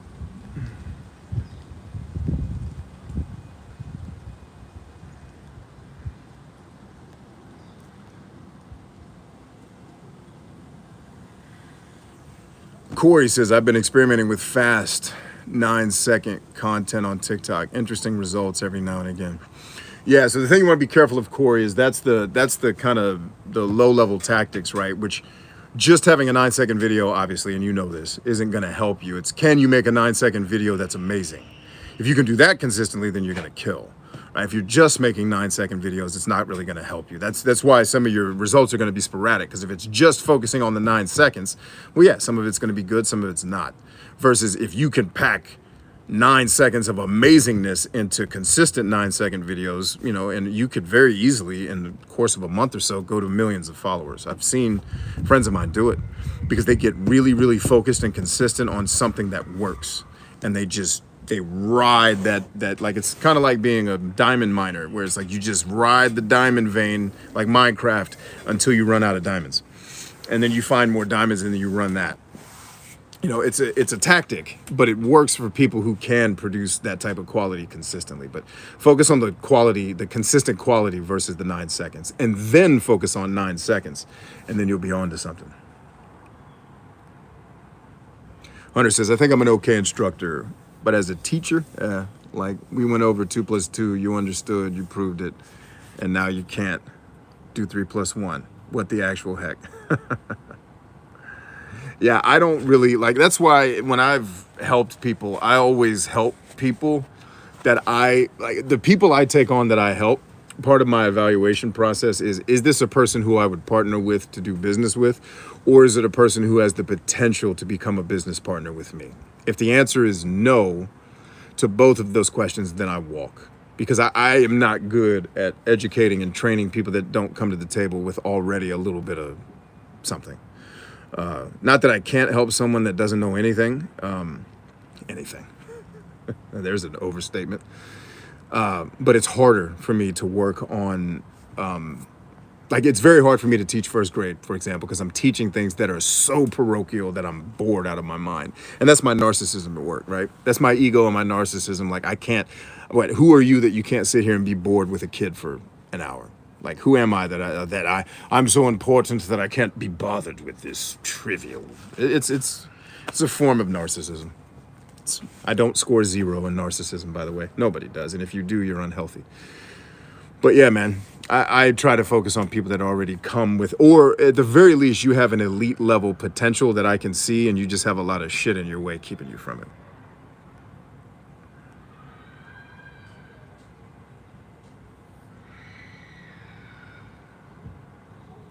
Harley says, I don't know when or where I learned it, but the second I clock out and walk out of school, I forget all of my students' names and cohort. That's funny. That's funny. It's probably, if I had to guess, are you a very visual? Do you process things visually more than audibly? I find that's the case with people like us, I'll say, who are, I'm bad with names, for example, but I will never forget your face, ever. Like once I've seen you, you are committed to memory forever. Your name, on the other hand, because words don't have the emotional impact on me usually that I think they have. Like I heard somebody say the most pleasant sound any person can hear is another person saying their name. That's not pleasant for me. I mean, it's not unpleasant. Like it's not like I hear Brian, I'm like, ah, but I don't get like, oh, that's me. I don't have that part of the narcissism thing. But you know, I think people that are more visual in the way they learn, like I learn better. If you can just show me how to do something real quick, I can do it. You know, but if I got to read a book to learn how to do it or a manual, I'll struggle. If the manual has pictures, I can be okay, but even then that gets a little dicey because the pictures sometimes are trying to deal with things in 3D and it's a 2D space, so it can get hard. But yeah, it might just be that you're more of a visual learner. I know I am. Like having to read things or listen to things and then carry it out. It's like, dude, just draw me a picture. I can't. I'm too stupid to have this conversation with you.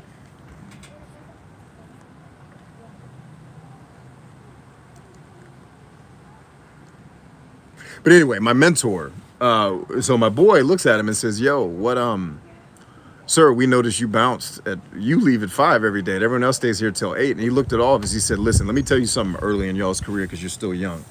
He said, here's the bottom line. My to-do list is never going to be empty. So I'm not going to work as if I'm capable of making it empty. I'm going to do my work at the appointed time. I'll stay late if the mission requires it. It doesn't. This is just guys trying to stay here to get ahead of work. I'll pick up tomorrow where I left off. And if it's not where the boss wants it, I'll work faster or harder. But I'm not staying here all night when I have a family at home. It's like if my family isn't squared away, I'm not going to be able to help anybody on the battlefield. He's like, so take that with you. And I was like, Roger, sir, noted. And that was already my personality anyway, so I didn't need to be taught that, but I appreciated him saying it because it gave me permission to be what I already was.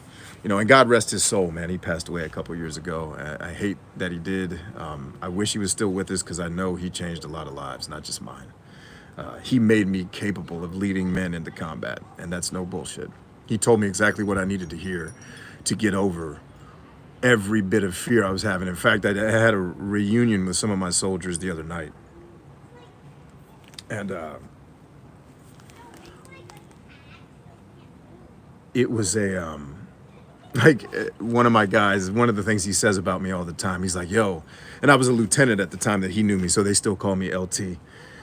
And which is fine with me. I'm cool with whatever you call me. I don't care. But it was like, he says, man, and so he's talking to the group on the chat. He's like, man, one thing about LT, he was the coolest ass cat. He's like, everything could be going wrong. And then he stops. He's like, if you ever seen those badass war movies where there's that one officer that's just a badass, cool level dude, never freaks out, never gets scared. He's like, that's LT Chambers, man. He's just cool no matter what. And I laughed and I said, well, I got to tell you guys, man, I probably should have been put in for the Academy Award at the Oscars. Because I said, I'm just a good actor. I said, the truth is I was scared out of my mind. until we got into the fight. Once we got into the fight, I wasn't as scared. I was terrified before. Once we got into the fight, I was less scared. But before going into it, it's like that scene in Lord of the Rings where Perrin, I think it's Perrin or Pippin, I can't remember their names. He's like, I can accept the fact that we have to go to war, but it's standing on the edge of a war that hasn't happened yet that's fucking killing me. And it's like, every warrior knows that feeling. Every football player, every athlete knows that feeling. You don't even have to go to a war, just playing sports. That before the game, freaking butterflies, just get to the game. I just want today to be over so I can hurry up, get my first hit, make my first catch, and get on with it. But I told him, I said, dude, I was just a good actor. I knew you guys needed to see me not being terrified out of my mind, but I was. But I knew how to regulate that physically. I knew how to take intense amounts of fear and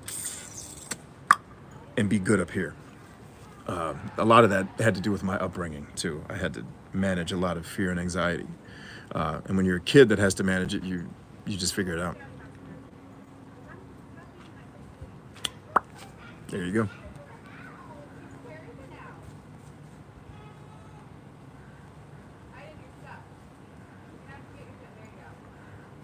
I enjoy reading, but I retain my readings way better if I have an audio book to read along with. Oh, that's good. So I learn by teaching. I'm one of the people, so you either learn by it's not an exact science, if you will, but basically Peter Drucker mapped out that you either learn by reading, learn by watching, or you learn by talking. I may have missed one of the four. Reading, writing, watching, or talking. And everybody learns all four ways, but usually what he found and what I found is that you have a preference. I learn best when I'm teaching. So a lot of the things that I'm teaching, it may be something that I just learned in some cases, rarely, but in some cases it's something that I'm new to. So I won't teach it. I'll explain it to the degree that I know it, but it helps me solidify the knowledge. All right, it helps reinforce it in my brain. So I learn best by talking. And you'll learn that people who are highly, highly extroverted like me, a lot of times we talk to think. And that's very hard for people who are less extroverted, who are way more introspective, because we sound like we're talking, because we're assertive, we sound like we're convinced that what we're saying is true when nothing could be further from the truth. I don't know if what I'm saying is true. I'm just saying it so I can think. Like I think through talking. So a lot of these videos are me going through my thought process, not me telling you exactly what I believe. And it's led to more than my fair share of people being upset with me, where they're like, I don't like what you said, blah, blah, blah. I'm like, yeah, that's fine. I was just thinking out loud. I don't actually believe in putting less intelligent people on boats and making them sail around the world till they die. Like that was a joke. Like I didn't mean that part. I'm not actually going, like, first of all, that's illegal, even if I wanted to do it. I'm pretty sure if I was president, there's a handful of folks that might have something to say to stop me from doing it, to include the people that own the cruise ships. Like, F him, I'm not doing it. But it's like, no, I'm just thinking out loud a lot of times. But you got to know that, like way, way introverted people, they're not saying anything until they've tested it, they've died, went to heaven, talked to Einstein about it, and then got resurrected. Like they won't open their mouth until they know that they're right. But that's what's funny is they're not right either. They're usually slightly more informed than the extroverts, but they're still, only 8%. What they're saying is only 8% less dumb than what the extrovert just blurted out. And that 8% is arbitrary. It's a number I pulled out of my ass. Don't go look that up and then try to fact check me. I'm being rhetorical. Look that word up. And that wasn't for any of you that are on the stream. That's for someone that's listening and mad at what I'm saying.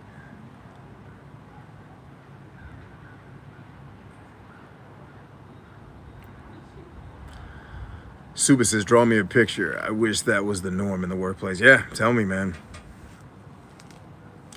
Let's see, Hunter says, that's why people ask your opinion on stuff. What? Why? What did I say? Why do people ask my opinion? What did I miss, man? Put the context in your comments. I don't know what you're talking about. Yeah, heathens. No, I appreciate you commenting at all, man.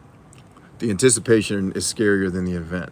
Yes, and here's a really cool psychological thing for you to chew on.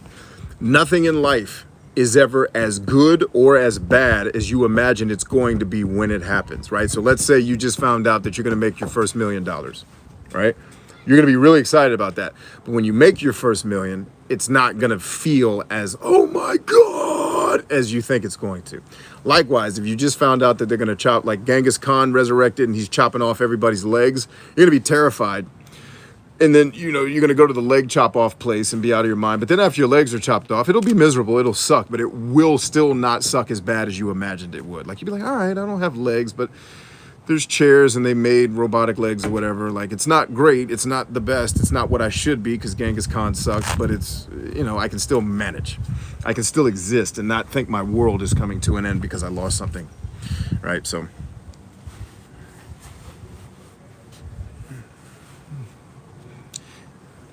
you know, and I learned that truth when my dad passed away. I thought it would be, don't get me wrong, it was impossibly hard to deal with, but still not as hard as I imagined as it would be in the moment.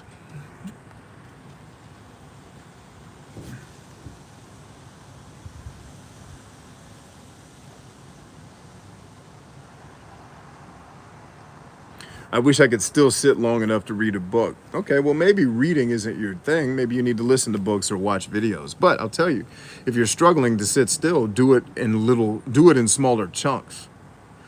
All right, like if you can't sit down and read a book for an hour, do it for 5 minutes.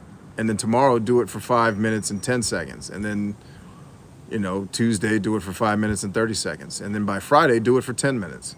And the next thing you know, you'll be doing it for an hour. It's like if I took you out and tried to go on a 10-mile run. If you aren't a runner, you wouldn't be able to do it very easily. But if we ran every day for a year, you'd kill it at the end, right? So a lot of what you guys think are a lack of capability is really just a lack of practice. That's why when people tell me, I suck at math, like, no, you don't. You just don't practice it. But yeah, you suck at it, but it's not because you're not smart at math. I hear people say, I'm not smart at math. Like, it's not a thing. You just don't practice. Math is practice. Like, anybody can be decent at math. You're not going to be Einstein, for God's sake, but anybody can learn to do math properly. You just have to practice it. And that's coming from me, a person who got D's in math in high school, but got A's and B's in math in college because I had people teach me how to do it. And then I was a computer scientist, so I had to do it all the time. So I got good, I got decent at it. I never became amazing, but I was good enough to do it.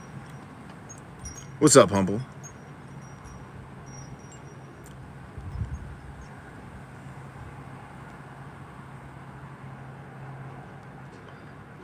One of those friends is very extroverted while I'm in intro, and this is Queensley Bood. And sometimes we have conversations where she basically thinks aloud and I just active listen. Cool. Very nice. Do you find when you talk to people who know a thing or two about what you're talking about, you learn better? My dad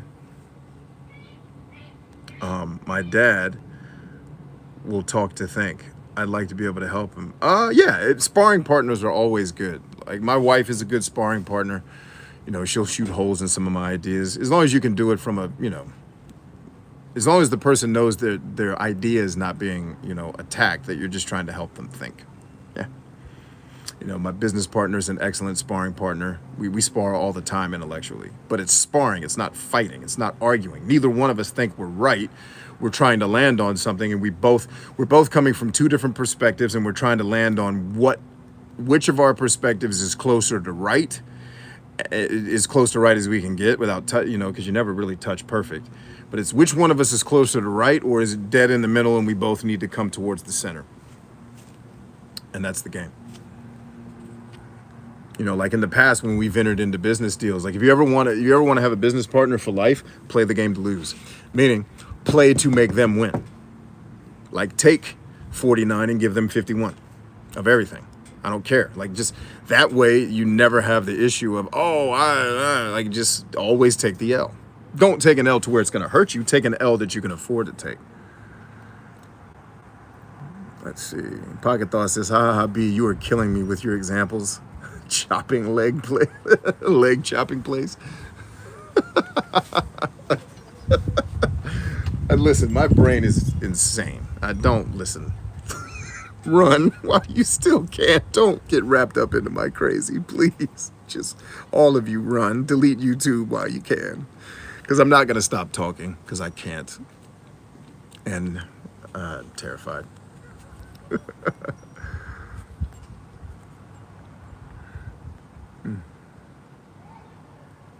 people ask your opinion on dumb stuff to validate their own perspective. Yeah, I get that. I just don't get why they think I guess what I don't understand is if The Rock agrees with me on something, I don't feel any more. Maybe I do feel more validated and it's just happening. Maybe I have way more social self-esteem than most people have. Maybe that's the answer that I've been digging for. Maybe it's psychological. Maybe because I'm extremely high in social self-esteem, for lack of a better trait, personality-wise. I score pretty high in that. In fact, I think I score close to the max. I don't need validation from other people. Maybe that's what it is. Like, I never, like, my family would be like, yo, B, why didn't you tell me you were selling shirts at your shirt? I don't care. I want a shirt, buy one. Like, I'm not a promoter. That's I guess maybe that's what I'm thinking, is I'm not a self-promoter guy. Like, I have shirts and stuff like that, but I don't go out of my way to be like, hey, I'm on a live stream, go get one of my shirts. Whoa, whoa, whoa. Yeah. If you want a shirt, get a shirt. If you don't. We're all still gonna make it. But like when I'd have shows or when I was playing football, I never told people because it wasn't for them. It was for me. It was selfish. I'm building this thing because I want to have it and I want to have a legacy. If you want to be a part of it, more I want you to be. But I'm not going to chase people around to beg them to. Not that I'm begging, but I would be a terrible event planner and show promoter because I'm just not a hype man. If you want it, get it. If you don't. I'm not going to sit here and hype it up to you. I know it. For example, my paid coaching course that you can take online. I know it's dope. I know it's worth hundreds of dollars a month. I charge $12.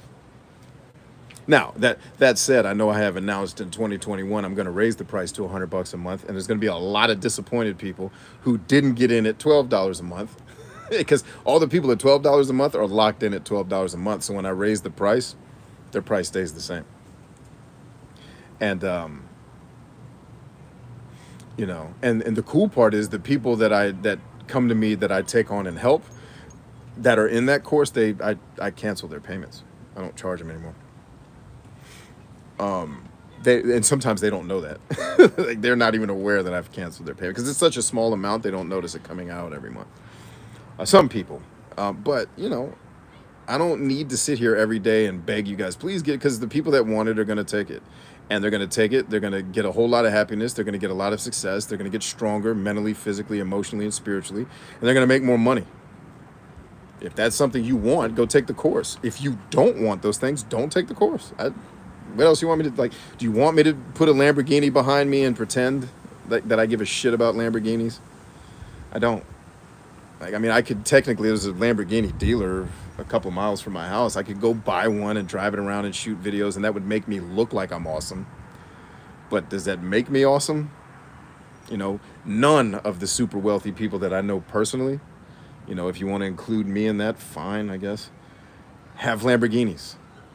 My mentor that sat right across on the other side of this camera teaching me about how to better invest in the stock market a couple weeks ago, he was breaking it down.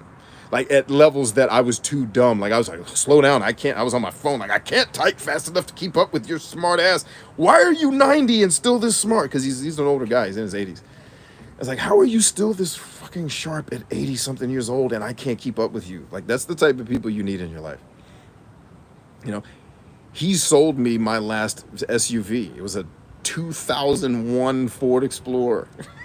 He doesn't have, like, I just got an iPhone 12, right? You guys, I think I told you that. And it was out of necessity. It's because my other phone broke, and the backup phone that I had, my iPhone 7 Plus, it has problems, right? It doesn't hold a battery charge. It's dead. And I didn't want to go through the process of getting a new battery. I was like, if I'm going to spend $150 to get a new battery, I'll just spend $150 and get a new phone that they'll charge me for every month. And, so I'm in the store. The lady is like, I was like, hey, I got this iPhone 7, about 2 years ago. She's like, bro, that phone came out 6 years ago. What are you talking about? I was like, I'm old and I don't buy things. I don't know what I'm talking about. I think what actually happened was I still bought the phone 2 years ago, but it came out 6 years ago. You just waited until last year to buy it because you're old and stupid. So it's like, I don't know anybody that does the flashy shit. And if you like flashy shit, that's okay. I'm not saying you shouldn't have a Lamborghini if that's what you want. I don't know if I'd fit in a Lamborghini. No, I'd rather drive a Humvee around. And my wife and I were out running errands all day the last 2 days getting ready for my son's birthday. Like Friday, I was gone all day. Like at party stores, balloon stores, cake stores, video game places to get his video games, Best Buy, had to get a phone in the process. Like me and my wife left the house yesterday at, I think, noon after we, got up and ate breakfast together. Oh no, this was Friday. I'm sorry. Friday. We left the house at like noon. I think we got home at 9. It was just like all day, right? But yeah, I and my wife, so we're driving around yesterday finishing the errands, and I'm driving our van, and she's like, "You need a Humvee. The way you drive, Jesus." I was like, how do I drive? She's like, "I don't even know how to describe it, but you drive like you're driving a Humvee." I was like, "Well, I don't drive a Humvee different than I'm driving this van." She's like, "Exactly." I was like, "I don't know what that means." She's like, "I don't know how to explain it to you better, but I don't feel safe. That's all I know." And I was like, "All right, I'll slow down. Am I going to? Because I don't speed really. I get after it. I don't pussyfoot."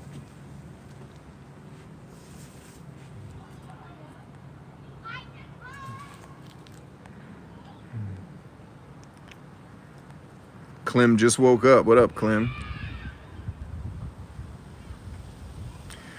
Harley says, my brother's all about looking good and having the newest shoes while I'm happy with my Walmart sneakers. So that's something that you definitely want to keep in mind, because that's very telling about your personalities and the things that will actually keep you motivated when you're out there trying to accomplish things in life, right? Like if I was coaching your brother on some business stuff, right?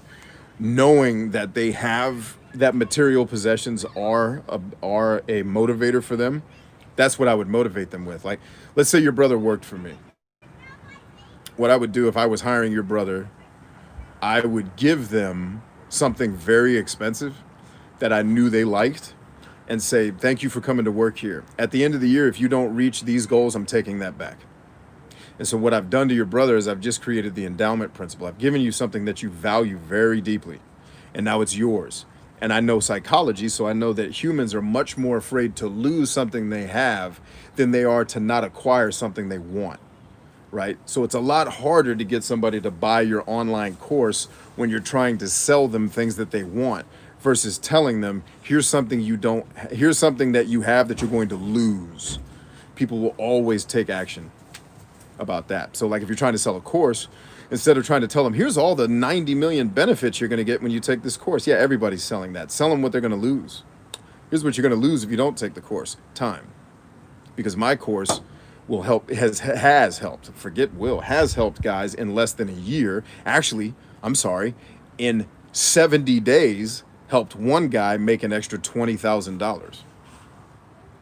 So, like, here's what you're going to miss out on. Time. You're going to waste a lot of time doing dumb shit that you're learning or not learning from other people, when in my course you're learning from people that have actually done all the things we're talking about, right? Like if I'm talking about how to patrol a town and command soldiers through a combat operation, I'm not going to sit up here and coach people through it if I've lived through that, right? I wouldn't sit up here and teach people how to do it if I hadn't at the very least didn't know how to do it.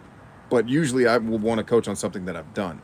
So if we're coaching you guys on a business principle, it's because we've either done it in business, done it for someone else's business, or we understand the principle to a degree that we've seen it play out so many times. Right, so if you're trying in a sales situation, if you're trying to get someone to commit to a thing you want them to commit to, use the endowment principle more than you use the benefits. Because everyone's like, talk about benefits. Yeah, benefits are great, but everybody's pitching benefits, right? Pitch what they're going to lose if they don't work with you. Here's what you're going to lose if you don't work with me. Money, because in 70 days, people are turning what I'm teaching them into $20,000. You're also going to lose time, because you're going to waste time doing a lot of other dumb shit like writing business plans when you could be executing and making money. You know, you could be sitting up here talking about what should our business logo be, like every other amateur business person does, when people like Warren Buffett don't even know how to spell logo, but he's like the second or third richest man on the planet because he focuses on the stuff that actually matter, not the dumb amateur stuff. All right, so I don't know. Take it for what it's worth.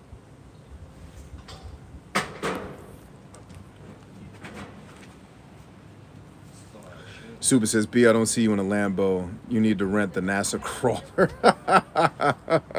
Nothing promotes power like driving a vehicle with a rocket in the trunk. That's funny, man.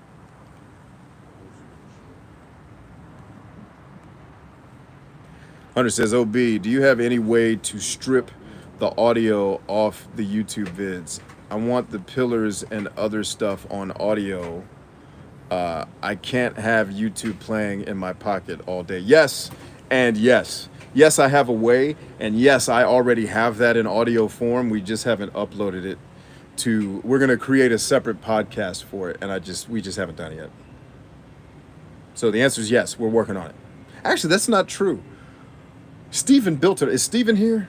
One of my team members built that already. I just got to find it. There is an audio repository of the 69 pillars already that one of my team members, Steven, built. He's double pulse here on YouTube if he's here.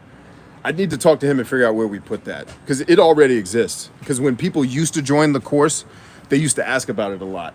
And I'm like you, I'd rather listen than watch. I have YouTube Premium, so I can turn YouTube off and let the sound play.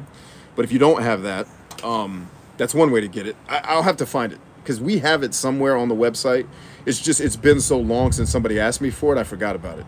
So, and you just reminded me. Thank you. You gave me a to-do list task today is to get, I'll figure out where it is, and I'll put the link to it in our Signal, not in Signal, on the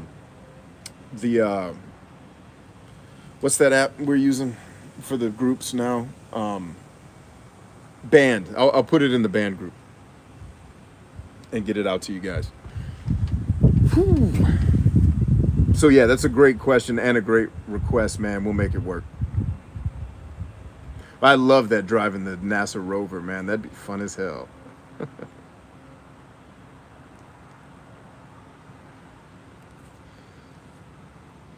So yeah, Harley, going back to the endowment principle. So if, your Walmart shoes make you happy, then I wouldn't use material possessions to motivate you.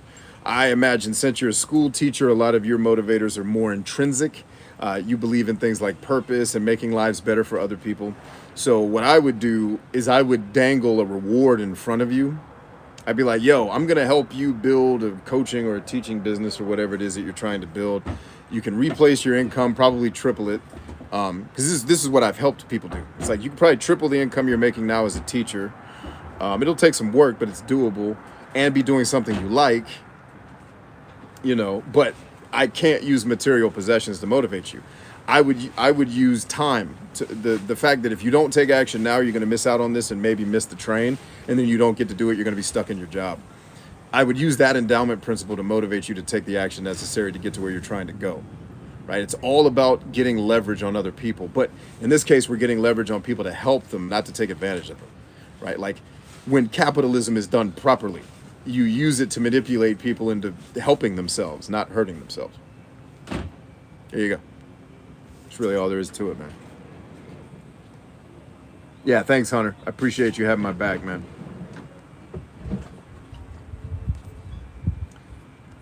All right, it looks like I've caught up. All right, last call. Are there any burning questions that any of you have before I get up out of here?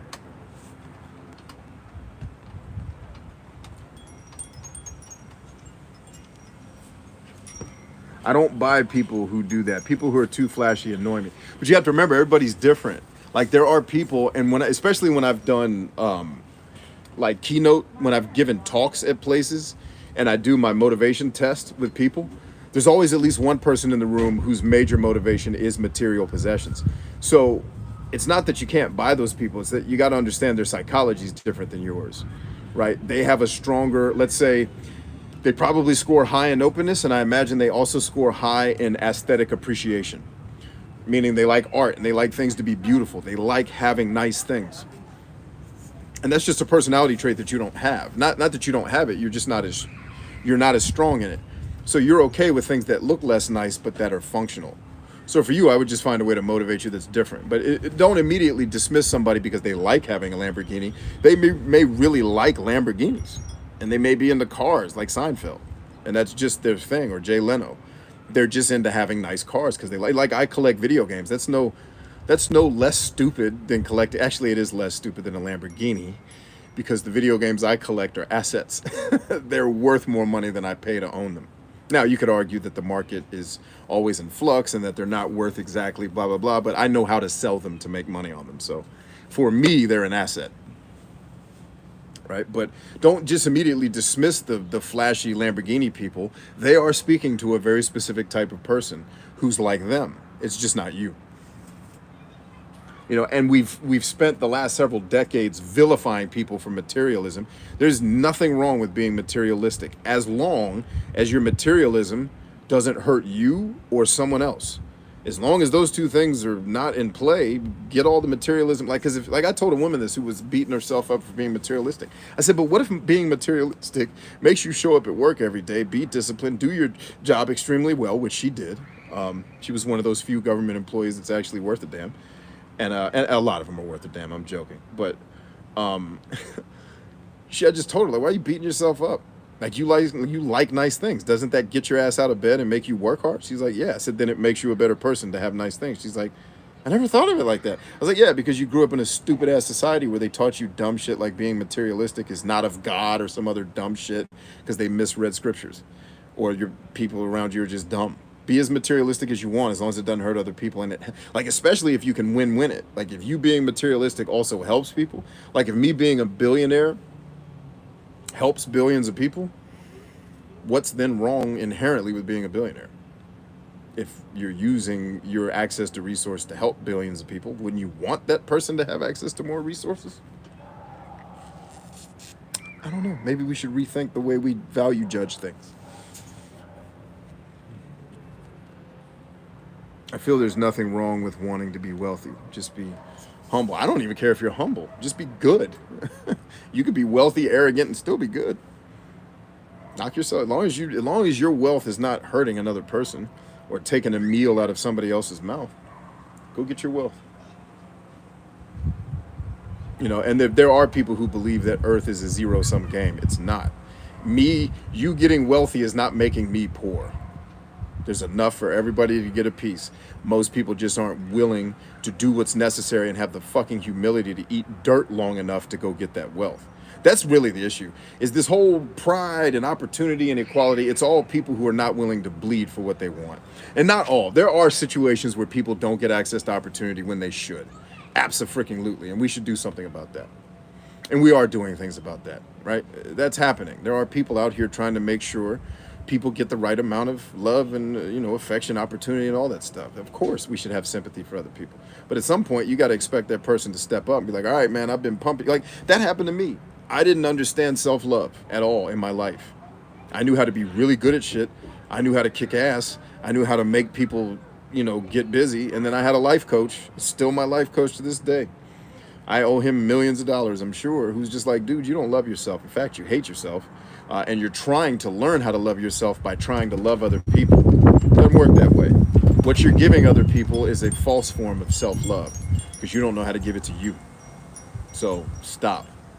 And he's like, I'm going to teach you how to do self-love. I said, how do we do that? He's like, I'm going to love you until you learn how to do it for yourself. I was like, all right. And he did. He loved me through a lot of my darkness and wanting to choke people and being suicidal and all the bullshit that I went through, a decade ago. And he just showed me what real self-love actually is. And sadly, you want to know what self-love actually is? You want me to define it in one word? It's discipline. Period. That's what self-love actually is being goddamn disciplined. And you're not going to be disciplined in every area of your life. You don't need to be. I'm wildly undisciplined in a lot of areas. But when it comes to the shit that keeps you alive, you should probably be at least somewhat disciplined in those areas. Right? And there you go. Last minute questions. Get them in.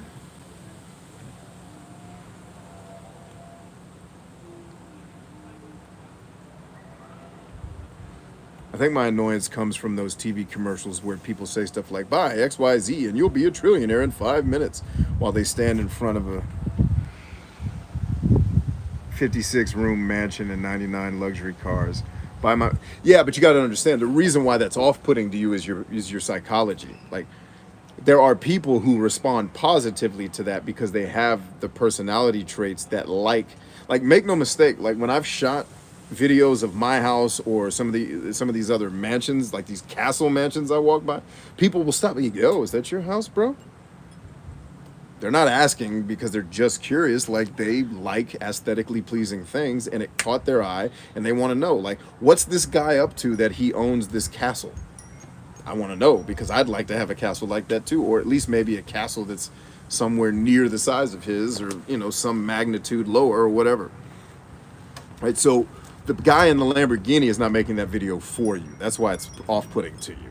He's making that video for the people who are more materialistic and can associate, and he's showing that he has authority and social proof. Meaning, I wouldn't have this Lamborghini if I wasn't good at doing Amazon, sales or whatever the thing is he's up to, or she, right? Like, I wouldn't have a Lamborghini if I wasn't doing good in these things. Is the message they are subconsciously sending. So there's nothing inherently wrong with it. It's just not for you. Like I don't like jewelry and gaudy shit. Like, I'm working on, Madeline is going to be doing the design for my tattoo for my hand, because I'm getting rid of my wedding ring, right? I don't like wearing jewelry at all. I'm going to get a tattoo that covers, a good portion of my hand that's going to be my wedding band. So I don't have to wear a ring anymore, because I just don't like jewelry. I don't wear necklaces. I don't wear watches. I don't like that stuff. I have a phone. I don't need a watch. I'm cool. So anyway, that's the game. Being motivated least by material is exhausting in a culture where most marketing thinks 100% of people are motivated by material. But you are. So here's where you are motivated by material. You need material because you're motivated by freedom. I know that because I've tested you. I've given you the test, right? You're motivated by freedom and mastery. But you need resources in order to pull that off. So inherently, you are motivated by material whether you want to be or not. You're just not motivated to have excess.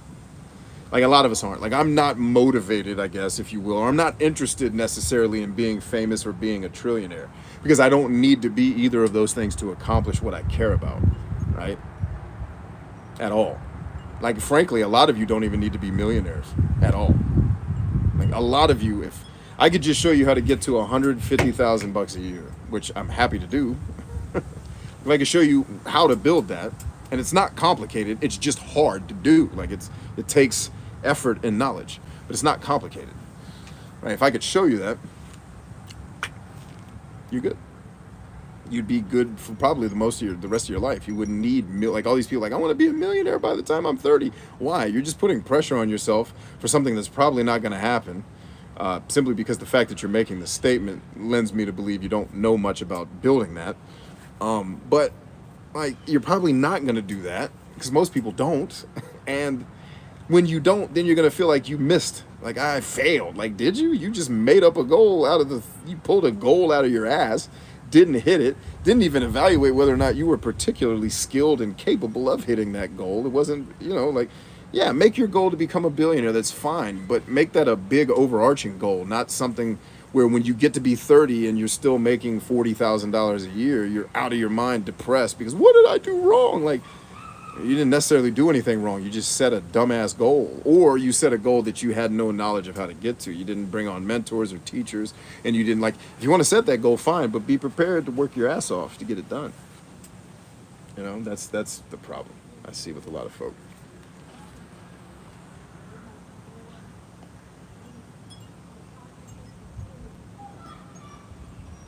Is it too late to start a vlog on YouTube? If YouTube still exists, it's not too late. And I know what you're asking. No, of course not. What the real question is, are you good enough? And are you disciplined enough to keep doing that vlog for 10 years? Here's what I'll tell people. If you're jumping into YouTube now, unless you are crazily good at making something that a lot of people want to watch already, and you've proven that you can do it, and you just haven't had the right platform or the right timing, or some tactic has been off, and you just need to adjust a tactic, like we did with our guy. For example, that guy that came to us with 400 followers, and then we helped him get to 100,000 in a year.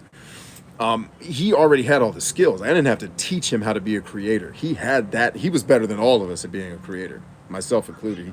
For what he did, he still is a beast. He needed to know the tactics. What's wrong with most people is they try to learn all the tactics without becoming the beast. Become the beast, then worry about the tactics. The only real goal I think I've set for myself is getting my college degrees, bachelor's, master's, PhD at some point in my life. I'm pretty free spirit. So my question to you, Hartley, is the same question I had when you told me you wanted to be president. What are you going to use those degrees to do? I need to know why. Like if I'm your business partner and let's say we're investing in your education, what do we get on the back end to justify that level of investment and potentially taking on debt to the company?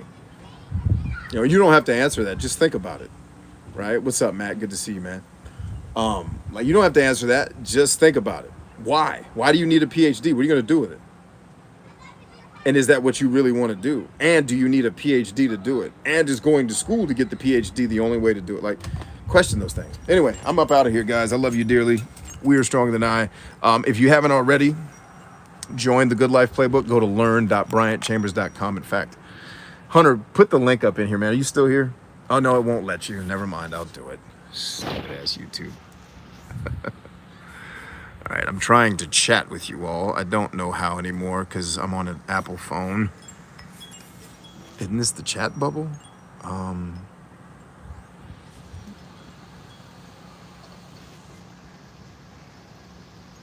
No, I want to write a comment. Why am I not allowed to comment on my own video? Am I? Anyway, if you go to learn.bryantchambers.com, you can get into the Good Life Playbook coaching program with all those benefits that we talked about. But what you're losing because you're not there is time. There's a lot of people accelerating and becoming more successful and more importantly, becoming happily successful. I'm not about just helping a person get success and then be miserable with it. I did. That was my story. I got a lot of success early in life and I was miserable with a lot of it. Not all of it. I had a lot of great things happen in my career too, especially the time I spent in the military and in the corporate world. Can't ever replace those two experiences. Those were great, had great mentors during those times, great bosses. But I spent some time after that in some pretty rough places. You know, crazily successful, but miserable, depressed, and suicidal. You don't want that. You want to be successful and happy. And that's what people are missing out on. And that's the formula that we've built with this program. You want that? Go to learn.bryant, B-R-Y-A-N-T, chambers.com. Takes like, I think, 19 seconds to sign up, and then you're in.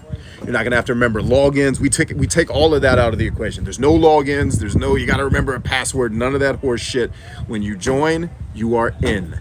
Period. All right. So anyway, I love you guys. Stay strong. I'll talk to you soon.